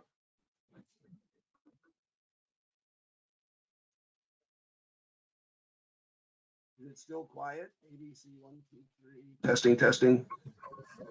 All right, you're back. I'm back. Okay, well, maybe it was an internet glitch. Next slide, please. The solution that we are using is distributed recycling. So instead of us moving all of the material to a centralized facility for processing, we're making the processing mobile, and we're stockpiling the material at different locations, and in this case, communities along the coast. And then we're bringing our processing equipment in and converting that plastic into a usable product, in this case, just dimensional lumber. Next slide, please. This is what the pilot demonstration system looks like. This was funded through an EPA Small Business Innovation Research Phase 2 project. The 53-foot trailer houses an extruder and a grinder. There's 2 additional pieces of mobile equipment that are required. The orange piece of equipment is a conveyor that brings our sorted plastics up into the grinder, which is brought in through a hole you can see there on the side. And then the white box with wheels is our generator. We utilize a 100 kW generator for power. Next slide, please. What we're taking is number 2s, number 4s, number 5s, and when we can get nylon webbing, the number 7s. And we're producing what we're calling grizzly wood. It's a recycled plastic lumber that's made in 2x4s, 2x6s, 4x4s, and 6x8s. Next slide, please. So the sources of our plastic, we have plastic ocean waste that we're getting off the beaches of Alaska. We're participating in probably half a dozen different marine debris cleanups right now, hoping to expand that more into the future. We also bring in post-industrial resins. What you're seeing there, those round things, are thread protectors. Those are the caps that go onto well pipe that goes up to the north slope of Alaska for wells that they drill in the ground for oil. So the threads are, the pipe comes pre-threaded, and the threads are protected with these plastic caps. So once removed, they're disposed of, and they're bringing those to us. And that turns out to be a very rich source of high-grade number 2 plastics. And then, of course, there's the post-consumer resins, and you can see here, this is a roll-off that we received from Seward in the Kenai Peninsula, which is number 2s. Those are then brought in, and inside our facility in the very back is our shredder. And then in the front here in blue is our extruder. And that extruder takes granulated plastics, melts it, squeezes it into a form. And then those forms, depending on their size and shape, are cooled, and we remove what's inside and repeat the process. So in this case, you're looking at a set of 4x4s and 2x6s. Next slide, please. These are the end-on pieces of our 3 primary dimensional products. We're selling this at $2 a pound. Currently, we're able to make it for $1.87 a pound.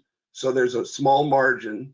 A 8-foot 2x4 weighs 15 pounds. So we sell that for $30, 21 pounds for a 2x6, and 31 pounds for a 4x4. So those are $42 and $62 respectively. This is matching in size to traditional lumber, but we are quite a bit more expensive. So our return on investment is over the life of the lumber, and our sales process requires us to educate our consumers, our customers, so that they understand that there is value here, but it doesn't come at the cash register. Next slide, please. The grizzly wood isn't used for internal construction, it's used for external construction. Decks, boardwalks, bike racks, retaining walls, signposts, fencing, park benches. And that park bench is the green 2x4s you see as the seat are actually our lumber. And then next slide, please. Our big seller this past year has been picnic tables. So we've built and sold 17 picnic tables at $1,250 each. You go where the market takes you, and we find that this is where, at least in the past year, we found reception in the marketplace. So we're selling these 8-foot picnic tables for $1,250 each. Next slide, please. The overall process is a collection in a community where we stockpile or store. So that storage site you see there is in Seward, Alaska. Then we bring in our equipment, which you see in the upper right-hand corner, convert that plastic into recycled plastic lumber, and then ideally sell it through the local community so that there's none of the material or the end product is moved from the community, only the production equipment is. To date, we've collected about 500,000 pounds of plastics in 5 different communities, the majority of which is post-industrial. I would say about 35,000 pounds of the plastic we have right now stockpiled is plastic ocean waste, and about double that in post-consumer, and the remainder is post-industrial. So you're seeing there how much there is in post-industrial plastics in Alaska. We've passed 5 months. We have taken our equipment to 4 different communities: Seward, Soldotna, Anchorage, and Palmer, and we spent a month in each of those communities converting plastic waste into recycled plastic lumber. To date, we've sold $35,000 of grizzly wood to 22 different customers. You can see the breakdown of the dimensional lumber below. We added a 6x8 as a product, as a customer request. That's like, think railroad tie size lumber. So this is where we're focusing a lot of our attention right now, is this project will succeed or fail depending on how successful we are selling grizzly wood. All of the other things we can do pretty well, but if we can't sell the product at the end, then the project will not succeed. It needs to find markets. So we're focusing heavily on that aspect in this project. Next slide, please. This was our proposal. In terms of the system itself, we want to take the 53-foot trailer and repackage it into 3 20-foot containers. That allows us to get greater mobility to the lower portions of the state, and I'll show you a map in a second. And continue pilot testing in the 4 communities I mentioned, and then expand pilot testing to 2 additional communities, Yakutat and Sitka. Next slide, please. This is a picture of how that looks. The grinder would go into one 20-foot container, the extruder into a second 20-foot container, And then the generator and conveyor would be repackaged into a single 20-foot container, which is primarily just disassembling them, putting them into the container, and then reassembling them when we get to the location. So this then gives us the ability to move into much smaller communities.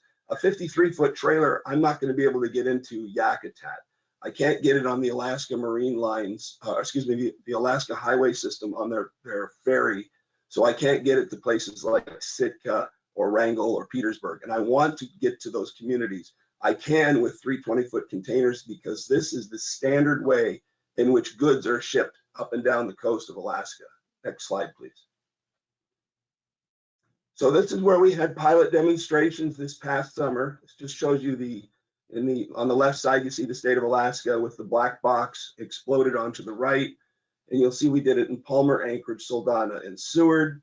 And then if you take the next slide, please. This will be the expansion. So in the upper right, you can see the box we have in South Central. And then in the lower portion of the upper right image, you see Southeast Alaska with the blow up below. And we're going to be going to Yakutat and to Sitka. So this is the expansion from, if you'll excuse the term, the road system. So all of those communities that I've mentioned in this past summer were road accessible. And now we're going to be going off the road system to communities that don't have access by road. Next slide, please. The Yakutat portion of this project, they've already collected the marine debris. In the past 2 summers, they've had a pretty aggressive marine debris collection program. You're seeing the super sacks from that. In August, I went and participated in the sort of that. There's 21,000 pounds of the 27,000 pounds that they collected that's usable for our project, and that's being stored there. This is the Yakutat landfill. Next slide, please. What we're going to be doing this coming summer is in the spring going in and grinding and washing that material. Every location where you get marine debris is different in Alaska. And in the Yakutat area, there's a tremendous amount of sandy beaches. Also really good surfing if you're a surfer.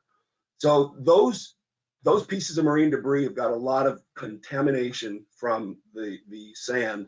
That's going to have to be washed off, and then we'll grind and shred it. But when you're introducing that moisture into the product, it needs to dry. So we're going to go in the spring, April and May, grind and shred the plastics that we have in Yakutat, store it in a 40-foot container that's vented so that over the ensuing summer months, when it's warmer, it'll hopefully dry out or at least get drier, and then come back in the spring in September, October and grind it. So we've identified some open-ended issues that we're addressing, things like we'd like to have a telehandler and access to the landfill and so on. But we've had these conversations with Yakutat, and this project is moving ahead rather well. Next slide, please. We've only started talking to Sitka. They don't have any stockpiled plastics at this point. They do have a fairly regular marine debris collection program. The challenge there is finding a location to store the plastics. So we're talking to the local community, the city of Seward, the city of Sitka, and some of the other local organizations to see if we can identify that spot so that when they do their marine debris collection that we can retain those plastics. Next slide, please.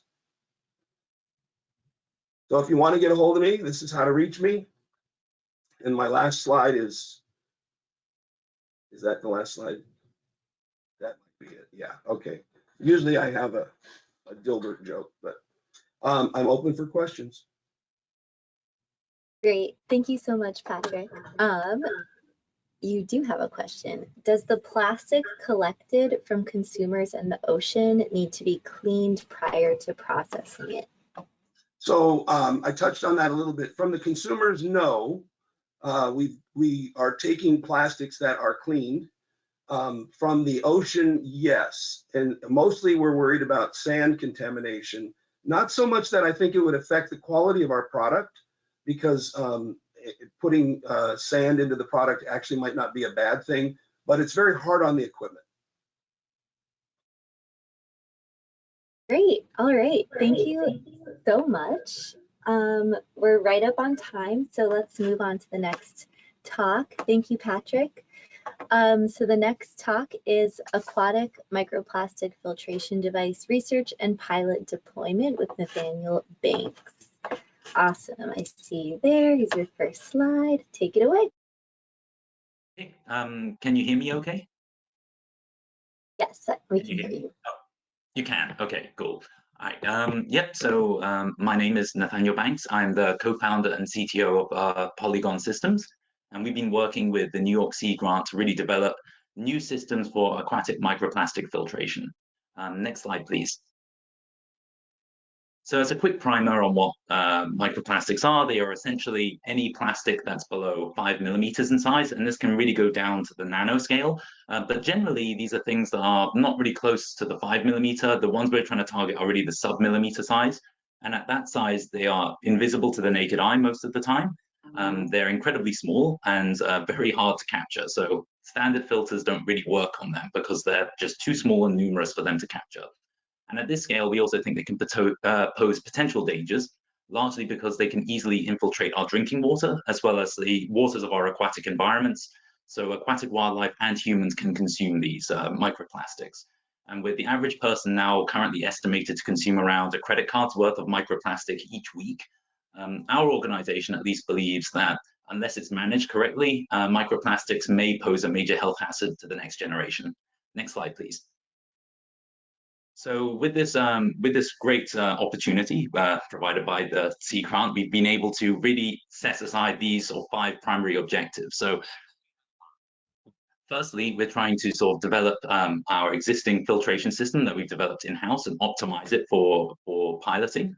Then we want to sort of scale our existing filters so that they can be used in full-scale pilots, following which we want to conduct these pilots. And simultaneously, we want to develop an analysis protocol so any data on how much microplastic we're collecting can really be collected accurately and shared with the public. And lastly, we really want to, throughout this entire process, engage with watershed community members, community organizations and underserved communities in all aspects of our pilot. So that way we're not developing our technology in a silo, but really working with local communities and giving them agency in protecting their waters. Next slide, please. Yeah, next slide again. So yeah, as a once again as a sort of a primer for what is currently there, what's the state of the art in microplastic filtration. Existing general microplastic filters don't really address microplastics, so things like river traps and floating booms are really designed for larger macroplastics and don't really deal with the very minute scales of microplastic.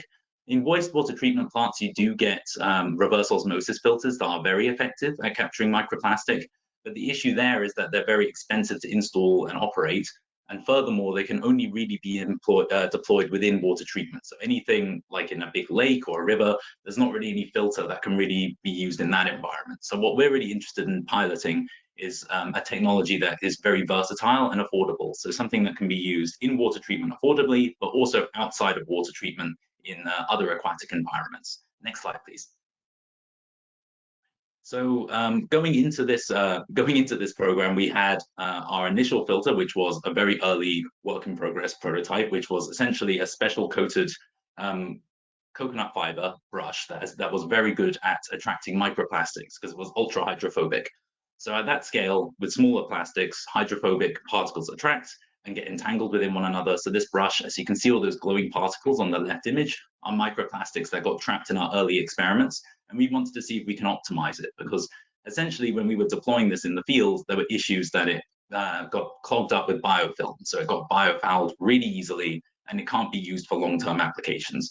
So we wanted to see if we could take this hydrophobic fibrous structure and apply it with a different material that is very biofouling inhibitive. So we tested a bunch of different geometries early on and eventually settled on creating a twisted wire brush with a lot of fibers on it. And we decided to move ahead with a sort of silicone fiber as our base. If you go to the next slide, please. So this was our first sort of concept prototype of the silicone brush. And this one was relatively effective, but had issues as well. So this one, we found that it was adhering a lot of microplastic. It was actually better in terms of its hydrophobic qualities, but it was very uneven because we were making these in-house. So the unevenness and the low density of fibers meant that it still wasn't as effective as the coconut fiber option. Next slide, please. So we tested a whole bunch of options in-house again. We made loads of different ones, testing with different types of silicone formulation, different densities of the silicone fibers, and different lengths of the brush to sort of see which one would work. Next slide, please. And we found around 1,400 fibers was actually a very good number. We still wanted to see if we can get it to be more uniform, so that's something we were working on. And we added a drop weight at the base of our filter so that if this thing is inserted into water, it wouldn't shake around, it would stay steady. Next slide, please. So also, yeah, we took that drop weight, we managed to get it manufactured, refined, got that all developed. Next slide. And this was ultimately the refined version of the filter that we developed. So this one has around just under 2,000 fibers actually in the most up-to-date one. We've really refined the silicone formulation to be as hydrophobic as we can get. And we optimized the drop weight. So this thing is now very effective at capturing microplastics down to around 100 micron. And we estimate that we can actually get higher efficacy below that threshold, but we're still improving our analysis protocol to see how accurate we are getting with the data from below 100 micron. Next slide, please. So this is an example of one of the field ones that we developed. This is one that's actually being deployed in Canada, and it's very similar to that concept. So we've really translated that concept idea of getting the 2,000 up to something that we can actually deploy in the real world. Next slide, please.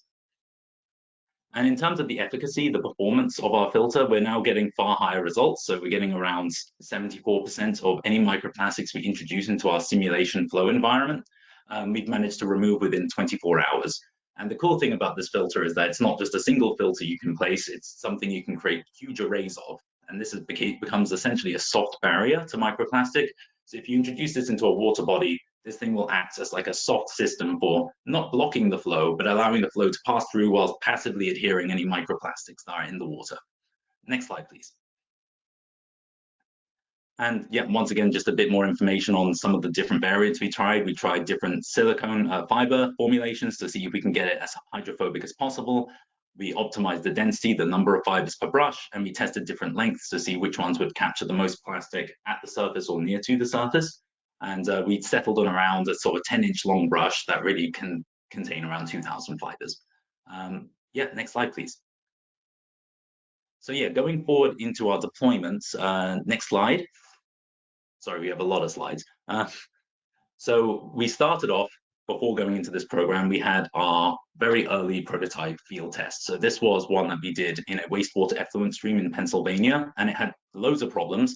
Initially, the first, not only was the filters like biofouling really quickly because they were made of coconut fiber at the time, but the flotation device was not easy to attach filters to. It was not easy to place in the water. It wasn't easy to deploy in many locations, and it was too flimsy and small and would easily be washed away in strong currents. So next slide, please. We decided to go ahead and design a new kind of frame. This one is meant to be modular. So this is basically comprised of several small components that can be transported very easily and assembled together to form a larger frame. And the cool thing about this is it's very easy to transit and it's also scalable. So if you go to the next slide, the way it would work with our filters is essentially once assembled, you can place rows of our filters to form an array.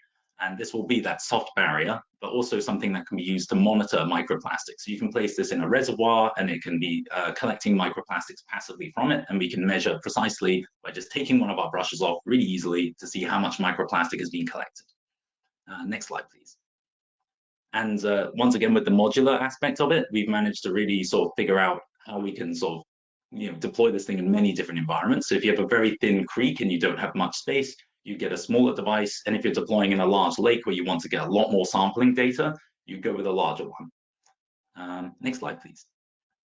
And this is one of our first field deployments that we managed to do just a couple of months ago. So this is in an experimental lake in Canada where we used around 50 of our filters. And that lake is already contaminated very heavily with microplastic, but they wanted to know what kind of plastics were found at the surface or in the water, as well as where they are. And if you go to the next slide, it was, as you can see on that image on the right, all those little dots you can see are microplastics on the surface. We were able to collect a lot of those, but we were also able to collect a lot of the plastics that were neutrally buoyant, so the stuff below the water level. And that was the harder thing to capture, so we're very happy with that. So if you go to the next slide, within just around 2 hours, we were starting to collect quite a large, substantial quantity of these smaller microplastics from just individual brushes. The image on the left is just some of the samples we got from our first brush after being deployed in 2 hours. So we're very happy with this first field test. Next slide, please. And now going on to our larger scale deployment, trying to think not only about monitoring and figuring out where microplastics are, but remediating it. We have one big deployment in a wastewater treatment facility. Next slide. So this one is the ACUA wastewater treatment plant in Atlantic County. This one basically serves around 200,000 people, and we've been finding microplastics in their effluent. So we asked them, and we've been happily collaborating with them. They advised us to deploy our filter at the tail end of treatment at the equalization basin, and that's essentially a 5-meter wide channel where all of the outflow goes. Next slide, please. And essentially for this pilot, we agreed to do all of the design and manufacturing of our system for filtering microplastics, and they were really in charge of the analysis of providing us samples to analyze in our lab, as well as overseeing the installation and operation of the pilot. Next slide, please. And this is essentially what it's looking like at the moment. So this hasn't been deployed yet. This will be deployed in Q1 of 2024. It's in fabrication at the moment, but it'd be an array of around 500 of our filters being placed at the tail end of their treatment. We'll be taking samples before and after our filtration array, as well as samples from our device itself to sort of see how effective it is. Next slide, please. And essentially, ACUA is very happy to do this collaboration with us. So they've been very supportive and promoting us on a lot of media. So we're very happy to be working with them as well. Next slide, please. So going into our analysis protocol, just a really quick thing. Next slide. It's essentially, we've been using an existing MPVAT protocol for analyzing microplastics under a microscope. Essentially, any microplastics will fluoresce under our protocol, and we can do counting for it. But the process we're trying to optimize at the moment is incorporating AI to make it super efficient at doing the counting. So that way, if we get a sample, we won't wait 5-6 hours to do the analysis, but we might be able to get it done in around 2 to 3. So that will be a really big step up. So that's one of the things we're working on at the moment. Next slide, please. And lastly is the community engagement. How are we engaging communities with all these pilots? Next slide. So we are already working heavily with the Sea Grant to secure piloting opportunities for our Plastic Hunter, those little flotation devices, across multiple locations along the Hudson.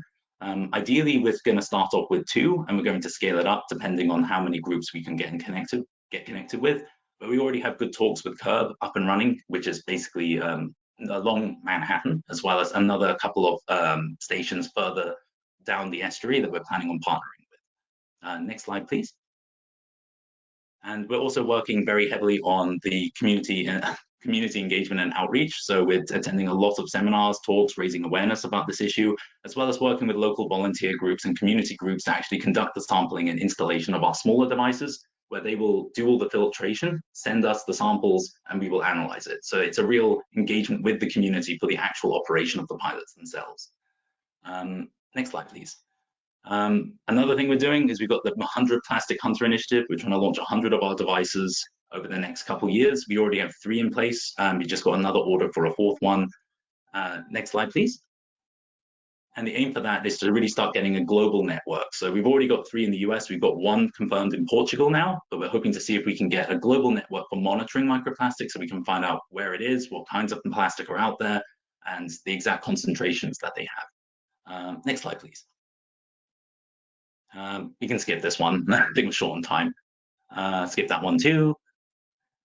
And yeah, we've done a few educational pavilions on our earlier prototype filters, but now for this big upcoming ACUA pavilion, we're going to be doing a larger scale educational pavilion designed to serve around 2,000 visitors. And it's really meant to raise awareness of the issue of microplastic, as well as the technology that we're developing to help remediate it. Yeah, and let's see, next slide, please.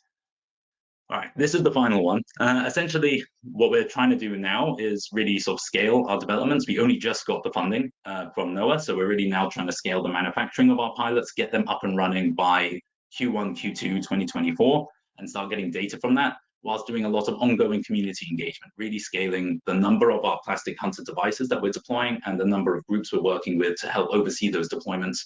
And lastly, to develop our microplastic analysis and hopefully an upcycling protocol by 2025. And I think that's it. So yeah, thanks very much. Great. Thank you so much, Nathaniel. We have time for one question. And that question is, what is the life expectancy of these brushes? How many times can they be reused? And there is another, if we have time, there was another part. Was chemical leaching from the silicone considered? Yes, so I mean, both of those things are big concerns for us. We don't want to firstly develop a disposable filter that's really going to just only have single use or just a couple uses.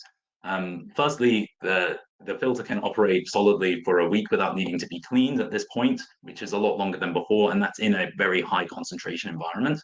And then in terms of the number of times it can be cleaned, we've been doing stress testing on that. We've managed to do one for around 6 months of use, clean, reuse, and it's still looking pretty fine. We haven't seen any signs of significant fragmentation or leaching as well from the compound.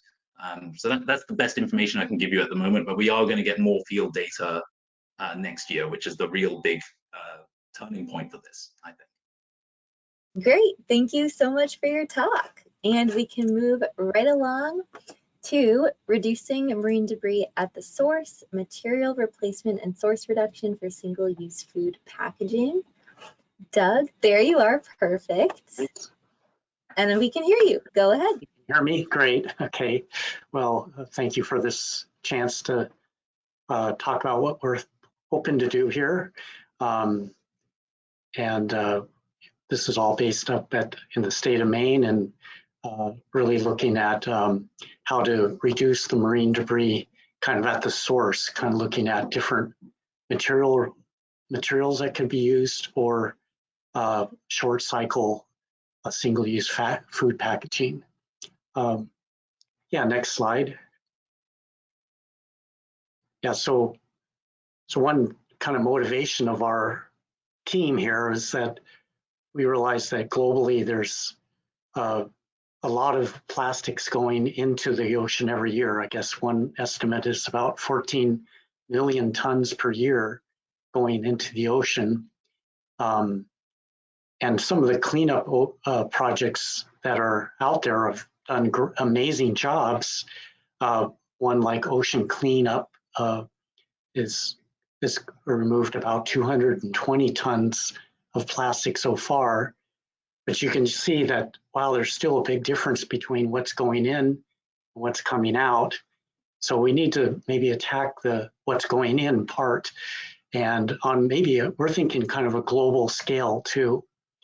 So two kind of key questions kind of drive our work is, can we displace the plastic with a sustainable material from our forests or oceans that could be recycled and break down in the environment?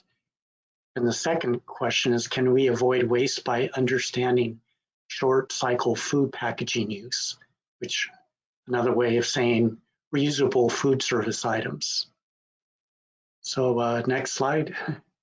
So one thing, of course, in the state of Maine, we have a lot of trees as well as good lobsters and things like that. But one thought is obvious is that maybe cellulose fibers are something that can really displace plastics right now because they're sustainable, able to be recycled, break down in the environment, and they sequester carbon if they're placed in a landfill. But of course, the big problem with paper is they don't have the barrier properties of plastic. So go to the next slide. So really, we broke our project into kind of 5, 6 targets, kind of building on what we already know, and also building our relationships with consumer good companies, paper companies, and the community and consumers. But one material that we've developed here at the University of Maine, we call it cellulose nanofibers, CNF.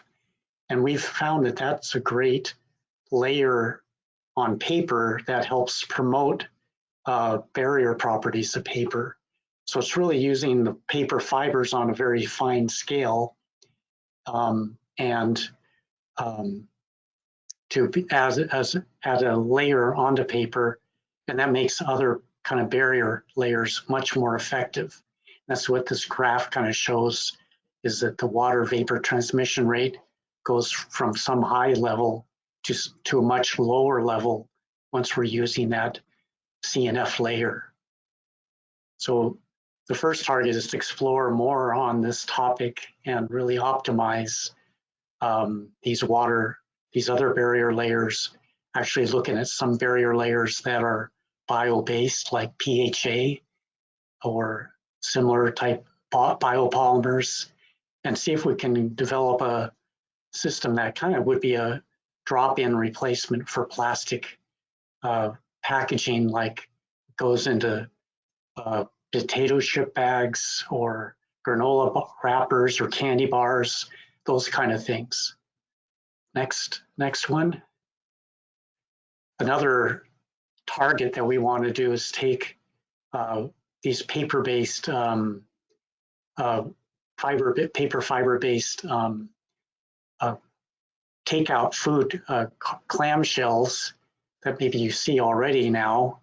At least they're mostly not using plastic anymore, they're using paper. But now to make them a little bit more robust by adding a barrier layer on these. So next one. And then another target is to use,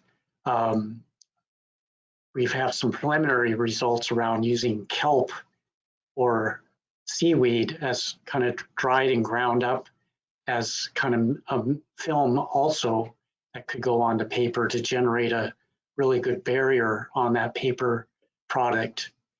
And all of these will be checking the compostability and the ocean compostability of these products, because we don't want to develop something that generates like microplastics or something that's not very good.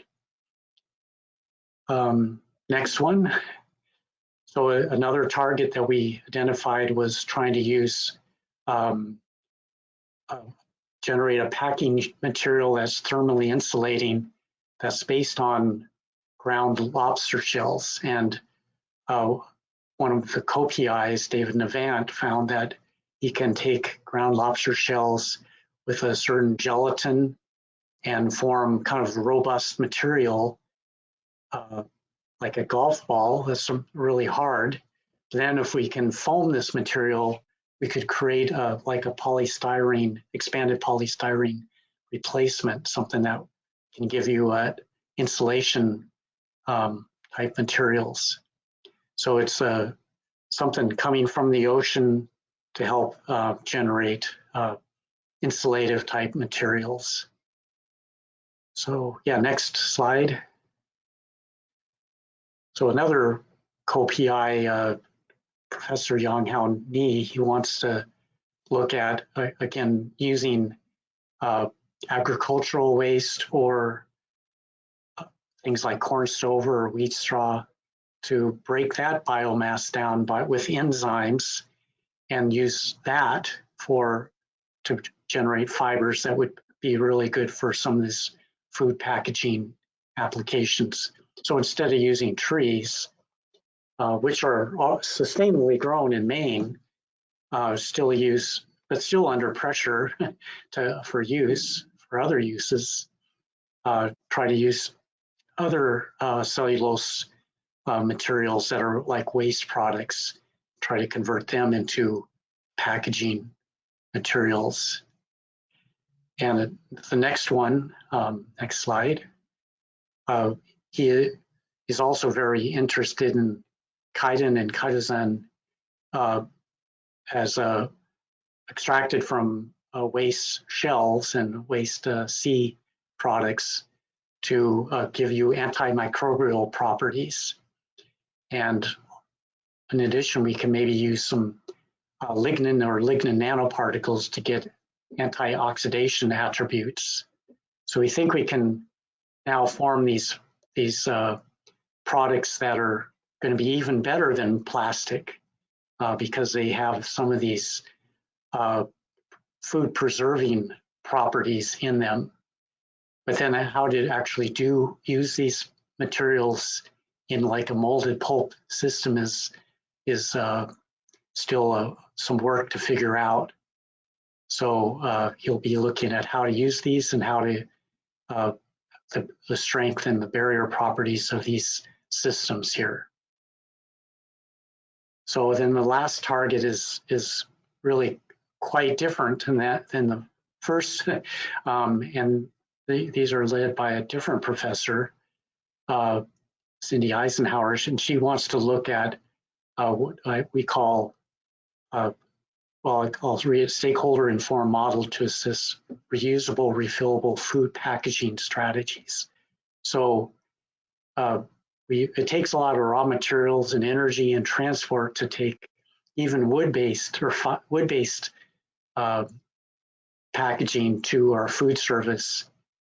And once they're used, of course, they might end up in landfills or in the environment. Well, we want to stop that. We also can recycle a lot of these things, but in the process of recycling, that also requires energy, carbon emissions, transportation, drying. So really, we want to understand how can we just simply develop these, or what leads to the development of these return type systems where the consumer uses the item and returns them to the food service. And we know that Starbucks has a few pilots around, but she wants to study things like lending models, deposit models, purchase and discount models, or subscription models to see which ones really make the most sense, and then really understand these things much better. So that's the key things. Here are just a list of these different areas and who's involved. Myself, Colleen Walker kind of runs the process development center here, so kind of a pilot plant. David Navant is around the lobster shells. Dr. Yang Nees about the Kaizen and the agricultural biomass, and then Cindy Eisenhower, Jessica Jenschwitz, and a graduate student is working on that stakeholder-informed model to assess reusable, refillable food packaging. On the next slide. Yeah, so this is our other part of the team, is our community engagement, outreach, and project management. Beth Bizen is the associate director, and she's a co-PI on the project. She's really leading a lot of the work on this part of it. Dana Morris, Carrie Kaiser, Jennifer Skephart, and Kathleen Tenga Gonzalez. And you can see here's a little picture of we had one activity already, just a team building activity, where we went down to the middle coast of Maine and collected debris along the shores and collected a few bags of it, not a lot, but compared to what's out there, but something. Okay, next slide. So a big part of what we're working on, we're going to really depend on an advisory committee that will have people from a number of different areas, experts in different areas, just trying to advise us on, what are the key packaging systems that might be strategic to target. We definitely have a couple consumer goods companies that really want to switch over to paper-based packaging from plastic already, just want to figure out how to do that. And of course, paper companies and things like that are very engaged with us here. Okay, last slide, I think here is our other community engagement, formal, informal engagement, stakeholder engagement, really working with focus groups and interviews around these topics, and then outreach to and scientific communication through a website, presentations, workshops, conferences, and outreach and educational partnerships with concurrent community coalition projects. So, so that's what we're planning and hoping to get done here. Really just getting going for us. I think that's it for me. So. Great, thank you so much, Doug. We have time for one question. Okay. What will be used for the barrier layer on the shells? Oh, a barrier layer on the shells, or yeah.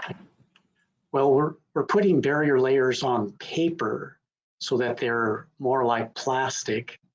And there are already some commercial products out there that are certified biodegradable. And we also have just received some biodegradable bioplastics.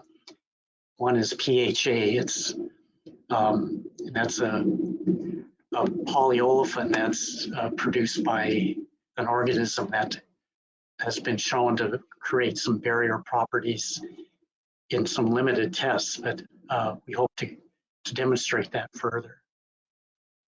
So Great. that's to be determined a bit. Great.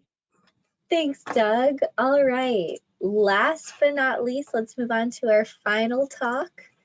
Understanding mitigation and prevention of waste plastic marine debris in the Gulf Coast by Xianghua Wu. Okay. All right, perfect. Okay, Madison, can you hear me well? Yes. Okay, great. All right, thank you so much for this opportunity to introduce our project. My name is Xianghua Wu from University of South Alabama. So I want to introduce our project, which is the Gulf Coast Center for Addressing Microplastic Solution. Put a pretty nice name, called a GC Camp. So our goal is trying to understand, mitigate, and prevent waste plastic marine debris in the Gulf coastal region. Next slide, please. So I would like to begin by introducing my team members and also stakeholders. And next, I'm going to also bring a brief introduction to our project objectives, background, and also work plan for addressing the microplastic in the Gulf coastal region. I'm not sure you can see this small map here. Essentially, we cover 3 Gulf Coast states: Mississippi, Alabama, and Florida. So this area very close to the Mobile Bay and the Gulf of Mexico.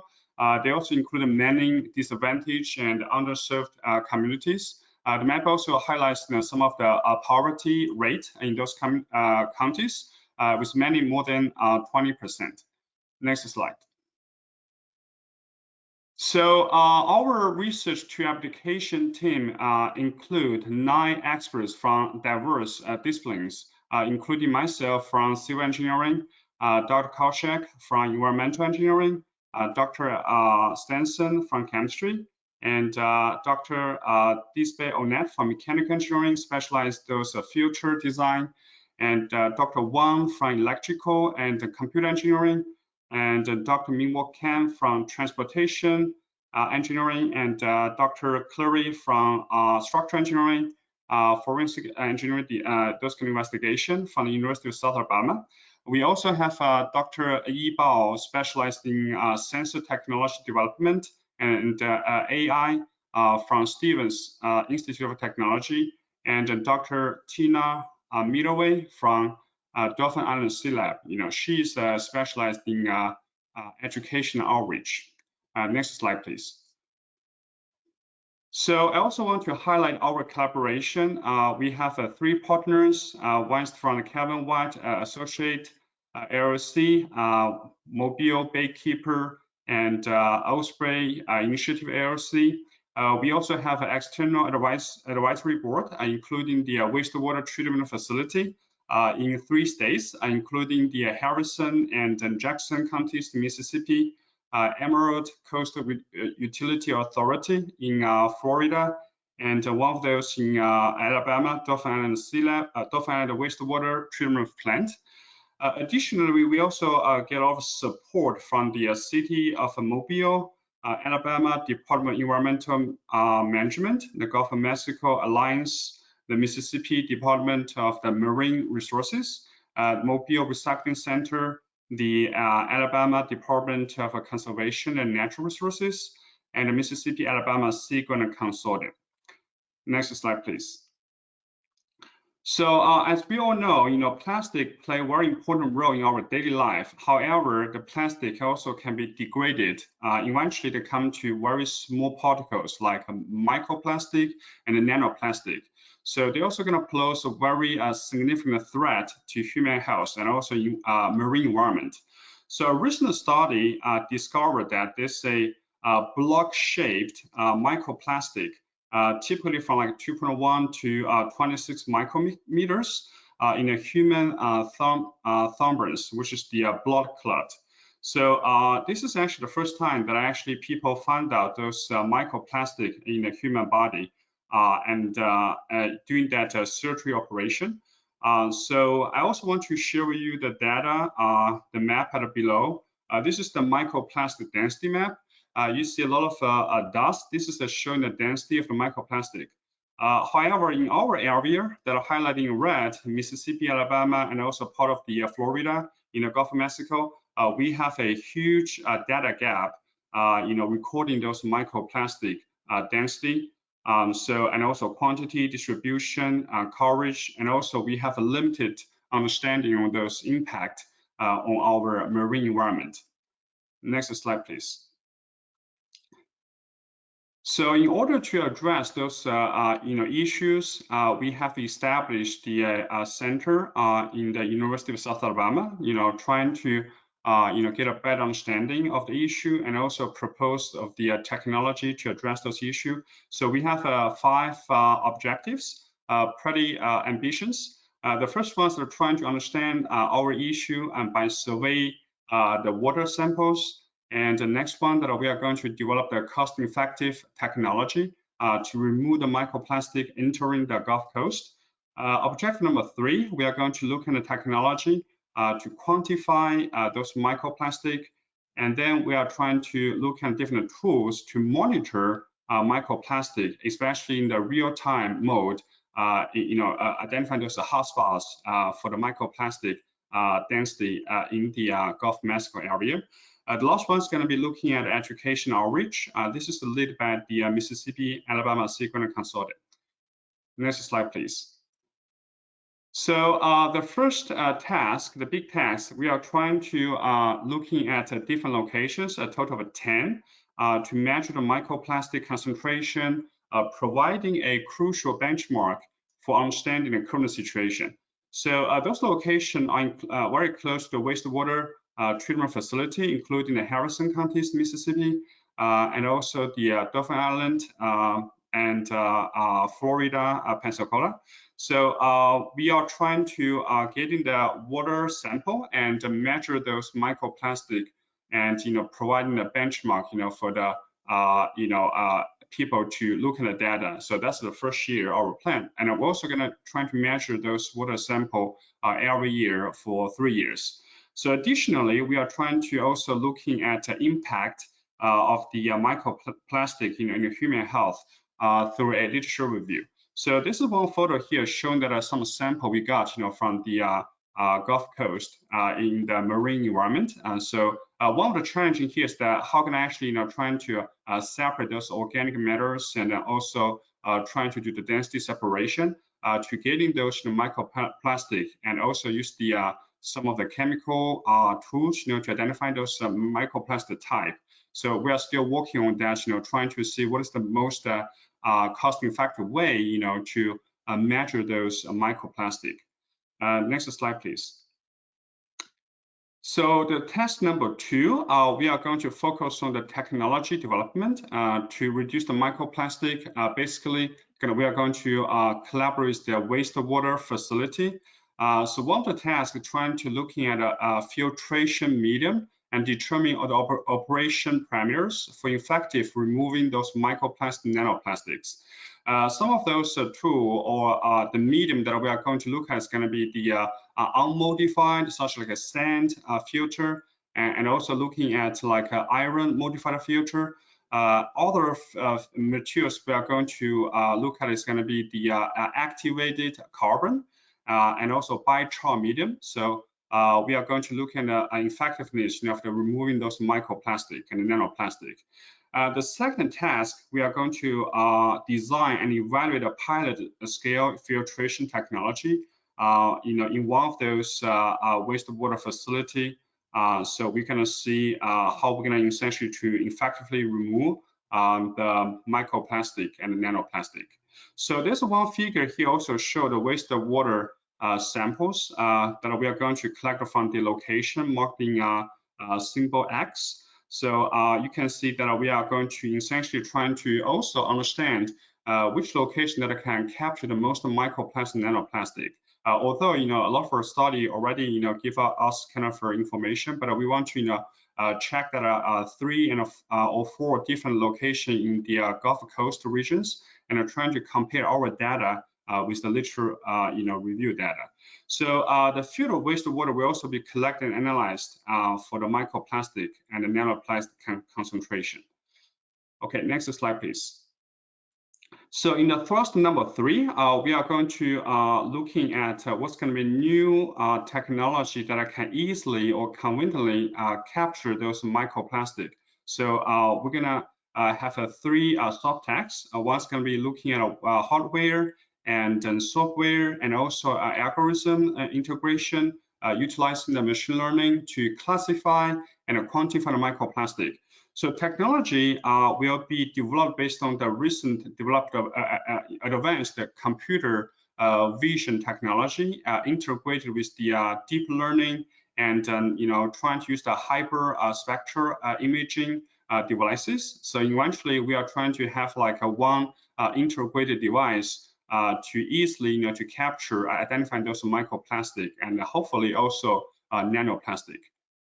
Next slide, please.